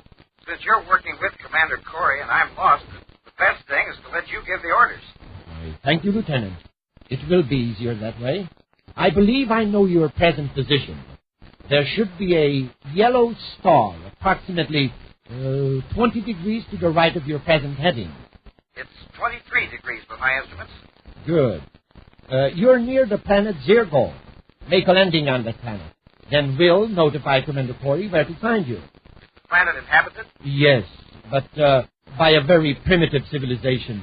And I suggest that you carefully avoid any settlements for fear of alarming the natives. I understand. And I'll contact you later and help you establish your exact position on the planet, so Commander Corey can locate you without any trouble. I'm very grateful, Makor. Oh, this star system is always happy to help friendly visitors, Lieutenant. Now, don't be concerned about the Commander. I'll personally take care of everything. And I wish you a safe landing on Zergor. There, Sindrana. You see? I still don't like the idea of sending him to the prison planet. The prison authorities see his ship as they'll report it. Didn't you hear me tell this stupid lieutenant to avoid all settlements? He'll never know he's landing on a prison planet. Until later, when we have him locked up. It would be better to do away with him. Suppose he talks. Who would understand him without a translator? And there are no electronic translators on this prison planet. It would be foolish to do away with him. Because we may need him later if we decide to attack Corey's solar system. I realize no one has ever returned from Zergol in the 12 Darwin has been operating as a prison. That's right. Not even the guards and official personnel. And the pilots who bring new prisoners there are not allowed to leave the ship. They must return without setting foot on Zergol. Are you sure there's nothing to worry? Nothing, Sindrana. We'll capture our lieutenant at his spaceship, and then we'll go after Commander Corbett. Now come, let's go to our ship and vest off for Zergol. Still encountering bad reception, Buzz and Happy continue their attempts to contact Lieutenant Stitter. This is the direction Stitter seemed to be heading. He either changed vector or the deflector in Mayport is throwing our instruments way off. Uh-oh. There's something in the viewscope, sir. A ship? No, sir, it's too big. A giant meteor, maybe. A small moon, a satellite of that kind. Sure, that's probably it. If we can contact Stitter again, we can use this little planetary system as a reference point. Commander Corey aboard Terra 5, calling Lieutenant Stitter. Commander Corey aboard Terra 5, calling Lieutenant Stitter. Some distance from Zergol, Makor and Sindrana adjust a special device on their spacophone that modifies the deflector field. A few moments later, they establish contact with Lieutenant Stitter. Have you landed yet, Lieutenant Stitter? No, Makor. I'm flying at low altitude over a mountain range, looking for a place to set down. Are you near a settlement of any kind? I don't think so. I made a careful check by viewscope at high altitude before I came in low. That's excellent. Now, from your spacophone signal, you appear to be on the bright side of Zergol. Correct. The sun is right overhead. Have you observed the large body of water? Yes, but it's beyond the horizon now. It's several hundreds of what we call miles to my right. Then you are over an entirely unpopulated region, Lieutenant. Land at the first suitable place you see. Very good, Makor. After your landing is secured, spacophone me. I'll have no difficulty finding you. How about Commander Corey? Have you contacted him yet? No, but don't worry. One of our communication centers is certain to reach him soon. Make her out. There you are, Sindrana. That ship and its pilot are as good as in our hands. The plan is working out very well, Makor. I confess that... Sindrana. The viewscope. It's a spaceship. Yes. And on a vector towards Zergol. Possibly one of our own prison ships. If there were prisoners being confined to Zergol, I'd known about it. A supply ship, then? The prison planet has been self-supporting for the last 2 Tarvin. It must be Corey. He has managed to get some sort of a fix on Stitter's signal. He hasn't overheard our conversations with Stitter. If he has, there's nothing he can do about it. He'll never reach Zergol. How are we going to stop him? It's not wise to engage Corey in combat. We've learned that fact. We won't need to get closer to him than we are now. Not if we use the Darrow projectile. It's forbidden to use the Darrow projectile, except in the most extreme emergency. Well, isn't this one? Yes. But you must have permission from the Supreme Council of the Galaxy. That would mean telling them there are alien ships in our star system. I was able to obtain the Darrow projectiles without a formality. The Supreme Council will never know. Take the controls, Sindrana. I will launch the project.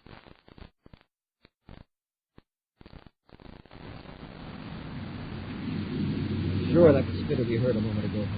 Can you stay on this vector, sir? Yes. It'll take us close to that planet. And that's not so safe with Makor looking for us. Maybe the planet's uninhabited. We can only contact Stitter before Makor's tipped off. Hey, Commander, look. Where did that thing come from? Glowing. It's headed right to us. A meteor. Meteors don't glow in space. The meteor would have registered on our viewscopes. It's getting brighter.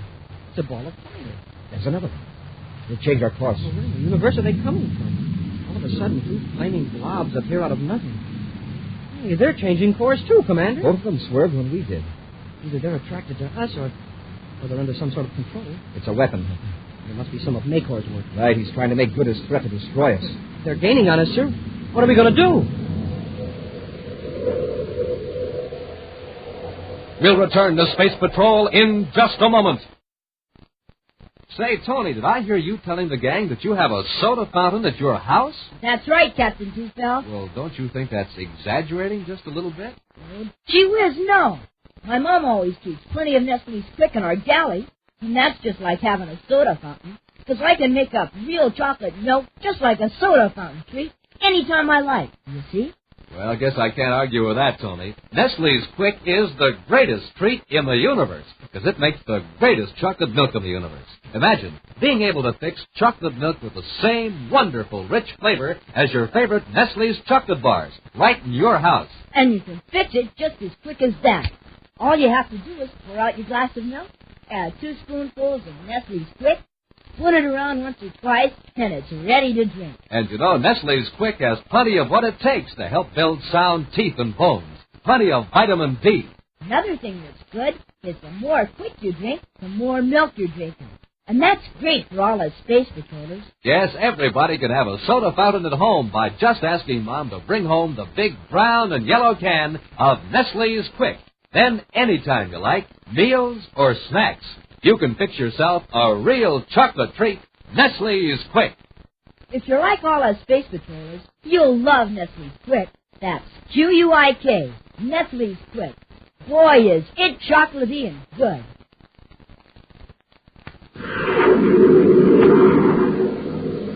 And now, back to our Space Patrol adventure, Prison Planet. Makor, Guardian of the Galaxy, has tricked Space Patrol Lieutenant Stitter into landing in a deserted section of Zergol, a prison planet. When Makor and his chief aide, Sindrana, saw Commander Corey's ship approaching Zergol, he fired 2 day-roll projectiles at the Terra 5.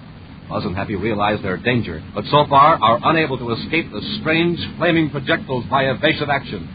You'll just have to try to outrun them, Happy. Well, how about going into Star Drive? Maybe we'd be safe in hyperspace. We'd be plunging into an unknown dimension with no hope of finding our way back. Wow, those fireballs are gaining on us. They're getting bigger, growing in size. Maybe they'll burn themselves out before they hit us. I'm afraid not, Happy. That weapon is some strange energy force. I think it feeds the travel. On what? Microscopic particles in space, and we're a giant particle, so it's chasing us. Well, if we can't dodge them or outrun them, what are we going to do? Hap, what's the simplest way you know to get a bone away from a hungry dog? Gee, I don't know. Unless it's to offer him a bigger bone. Exactly. It's just what we're going to do now. Huh? We're going to offer those hungry blobs of energy a bigger bone. We're changing vector to head right for that small moon. Will they go after the moon? Well, they may. The moon's small, but gigantic in comparison with our ship. We're going to have to rely on instruments at this velocity, Hap. Yes, sir. We'll have to work fast. You'll compute the moon's orbit. We'll leave it up to the automatic pilot control to skim us close to the moon's surface. Wow, this computer better work fast. The fireballs are really closing in.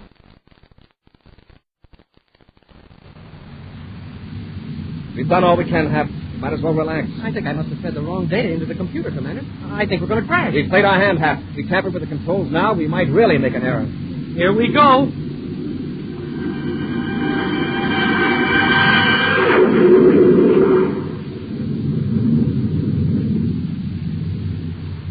You can open your eyes now, huh? Did we? We missed the moon. How about those fireballs? They've changed course. With the moon. Look at the rear viewscope. The rockets at work. I wonder what'll happen when they collide with it. Oh, look at that. The whole moon is burning up. It isn't the moon any longer. It's a sun. A miniature star. Oh, that's what would have happened to us. Look at our instruments. Picking up all kinds of wild radiation. Yeah. I'll bet we couldn't pick up a spacephone signal from Stitter now if he was in the next compartment. Makor is probably a few DUs away trying to figure out what happened. We'll cross over to the other side of the moon's orbit and hide out.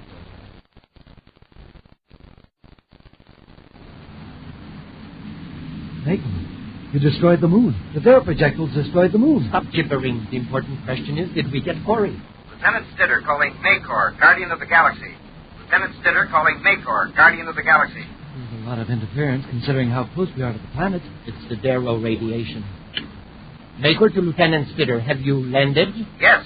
My ship is on a grassy plain, near a wooded section. Good. Keep reporting at intervals.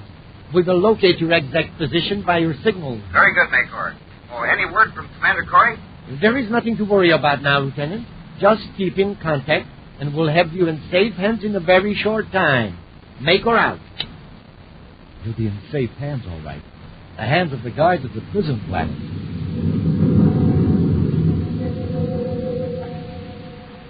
From his grounded ship on the planet Zergol, Lieutenant Stitter continues his periodic messages to his supposed rescuers.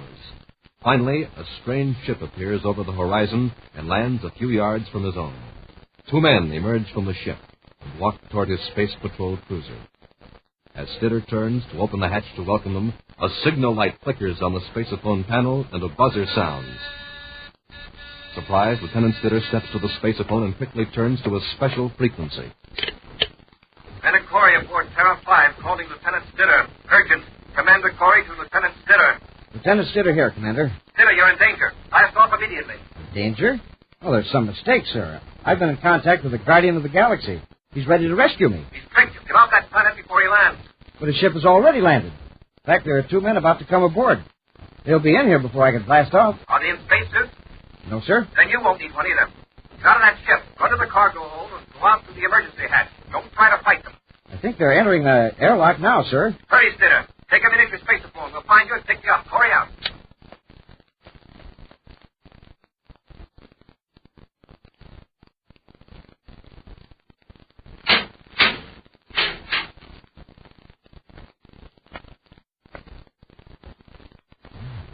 Strange. He's not in the control compartment. Wait a minute. Look out through the port. He left the ship. Yes, he's running toward the woods. That made him suspicious. I'll go after him. You return to our ship and wait for me. The Terra 5 lies low over the planet Zergo while Buzz and Happy scan the ground with a telescopic viewscope. Sure hope Stitter got away. Can't we try to contact him now, sir? All right, Happy. We don't want to try too soon. By now, he's either captured by Mayflower or he's far enough away to risk talking to us. Commander Corey calling Lieutenant Stitter. Corey to Stitter. If you read me but can't answer, we're looking for you. And we'll keep looking till we find you. I hate to think of what Mayflower will do to him if he catches him. Judging by the fragments of spacephone conversation he intercepted, Mayflower wants Stitter alive. I sure hope so. I'll try again. Commander Corey calling Lieutenant Stitter. Lieutenant Stitter here, Commander. Everything's all right. You got away from Mayflower? Yes, sir. I just ran into the woods. I'm all right now. This is a wonderful planet. Wonderful. I never felt so good in my life. Stitter, listen. You're still in danger. Give me a few landmarks so I can find you. Never mind, Commander. I don't want to leave this place ever. Stitter, what's wrong with you? What? Nothing's wrong. Absolutely nothing. What could possibly be wrong in this beautiful, wonderful world? Stitter. Lieutenant Stitter, you're still under orders. I demand an explanation. Nothing to explain, Commander. I'd like it here, that's all. Thanks for your trouble, sir. And goodbye. Stitter out. Hey, I know. Mayflower's got him, and making him put on an act. That was no way. For some reason, he just wasn't going to be this. Commander, look. There are 2 ships down there. Yes, near the edge of the wooded section. Stitter's and Mayflower's. Yes, sir. And beyond it, in the clearing, there's a man. Just a viewscope, Pat. A little more. There. It's Stitter, sir. See? Space Patrol uniform. There's room in the clearing to set the ship down. While I land the ship, you check the atmosphere sample we scooped up. Well, the air must be okay, sir. Lieutenant Stitter didn't complain about it. No, he certainly didn't. Make that test pass with him. Yes, sir.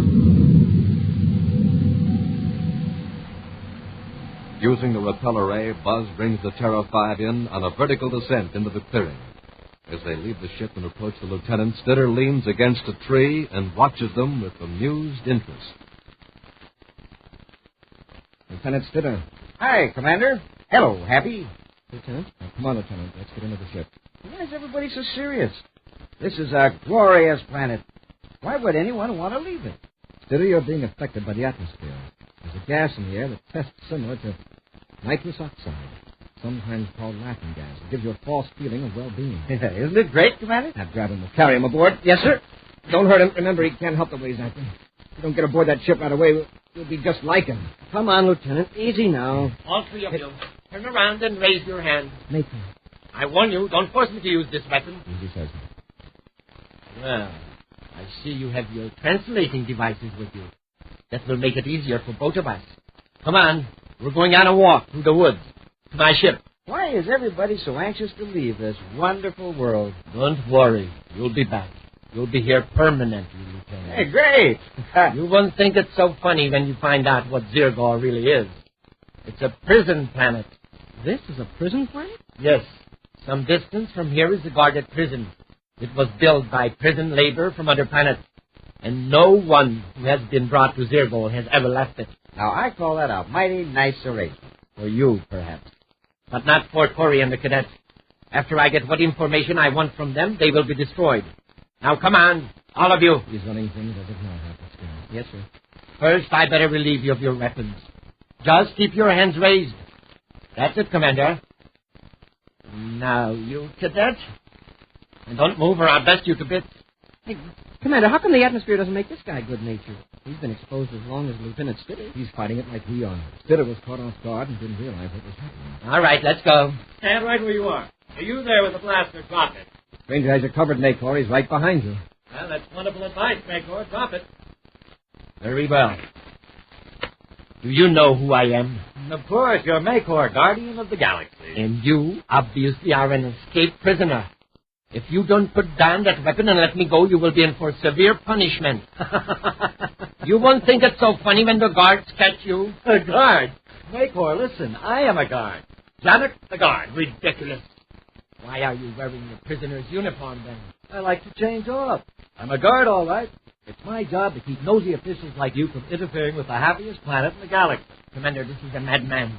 Help me escape from him, and I'll let you return to your home planet. Nobody leaves Zergol. It would spoil everything. Janet, what do you mean spoil everything? Isn't this a prison planet? Oh, not to us. We have plenty to eat and practically no work to do. Zergol is a paradise. I was in one of the original work crews sent here to build a prison. When we saw what we had here, we invented a little scheme to keep Zergol a paradise. This is impossible. Zergol is a maximum security prison. The worst criminals in the galaxy are sent here. Yes, it's our only source of immigration. If the truth ever got out about Zergol, it would be swamped with honest people. In a short time, there would be a shortage of food. Fighting, robbery, murder would be everywhere. You mean there's no crime here now? Why should there be? There's plenty for all. If any man has any tendency to be nasty, the effect of the atmosphere makes him a pretty jolly citizen after a few days. I wouldn't stay here. I can't stay here. Yes, Maycor, you're afraid the people you falsely accused of crime will get revenge. But don't worry, you'll be safe. We have a saying here that everything grows on Zergol, but hatred. I understand the reason you want no one to leave here, but we three are from another galaxy. All we want is to return home. We'll never reveal your secret or bother you, I promise. Now, something tells me you're sincere. But my duty to the others forces me to make you stay. I assure you, after a while, you won't want to leave. Well, that's not the point. We have our duty to our solar system, just as you have to your planet. What could you ask of life than to live on Zergol? Look around you, at the trees, the flowers, the blue sky. Pick up weapon, Jared! Pick up your gun. Keep him covered. Yes, sir. Quick thinking, Corey. Now I'll give this convict a lesson in respect. Make her break it up. Let go of it. I'll give him a thrashing, you'll remember. No, you won't. Did he hurt you, Janet? Not much.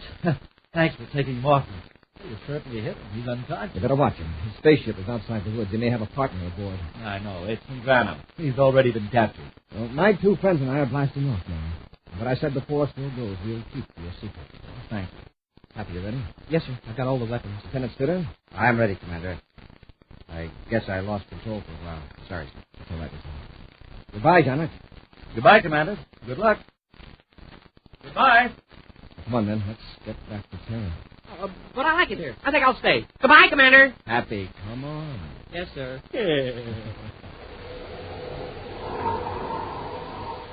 An action preview of next week's exciting Space Patrol adventure in just a moment. What's new? Nestle's new. Nestle's what? Coconut. Ah, that's my favorite verse, Commander, because I sure go for Nestle's great new coconut bar. So I see. Well, you've practically gone through the entire month's supply already. Gee, Commander, I just can't help myself. When I bite into that luscious, thick, rich milk chocolate just loaded with crisp, toasted coconut, I sort of lose my head. I got to keep eating. I'll admit, there never has been such a delicious chocolate bar as the new Nestle's coconut bar. Well, except maybe those other sensational Nestle's chocolate bars. The rich milk chocolate, the almond bar, and wonderful crunch. Stop. Now you're making me hungry. Well, what are we waiting for? Be my guest, Commander. Have a Nestle's chocolate bar. And that goes for you, too, fellas and girls. Remember, Nestles, Nestle's makes the very best chocolate. And now, a preview of next week's exciting Space Patrol adventure. Buzz and Happy are exploring the ruins of a lost civilization. Suddenly aware that a man is following them, Buzz pulls Happy into a dark passage. I hope we can see us stuck in here. We've got the internet now. You can't see us in the dark passage, but we'll be here. Commander, that big stone at the entrance. It's moving. He knows we're in here. Yeah, but no man in the universe could move that stone. It wastes time. He's not from this universe, huh? Commander, he sealed us in. We're trapped. Be with us again next week for the thrilling Space Patrol story, The Crown of Darjida. Space Patrol, created by Mike Moser, starring Ed Kemmer as Commander Corey and Lynn Osborne as Cadet Happy, was written by Lou Houston, produced and directed by Larry Robertson, executive producer Helen Moser. Other players were Bela Kovacs, Norman Jolly, Ken Mayer, and Tony Side. Dick Tufeld speaking.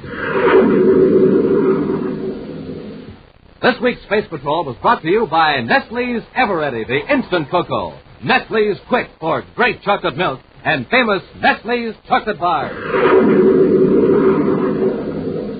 This program is broadcast to our armed forces overseas through the worldwide facilities of the Armed Forces Radio Service. Space Patrol came to you transcribed from Hollywood. This is ABC Radio Network.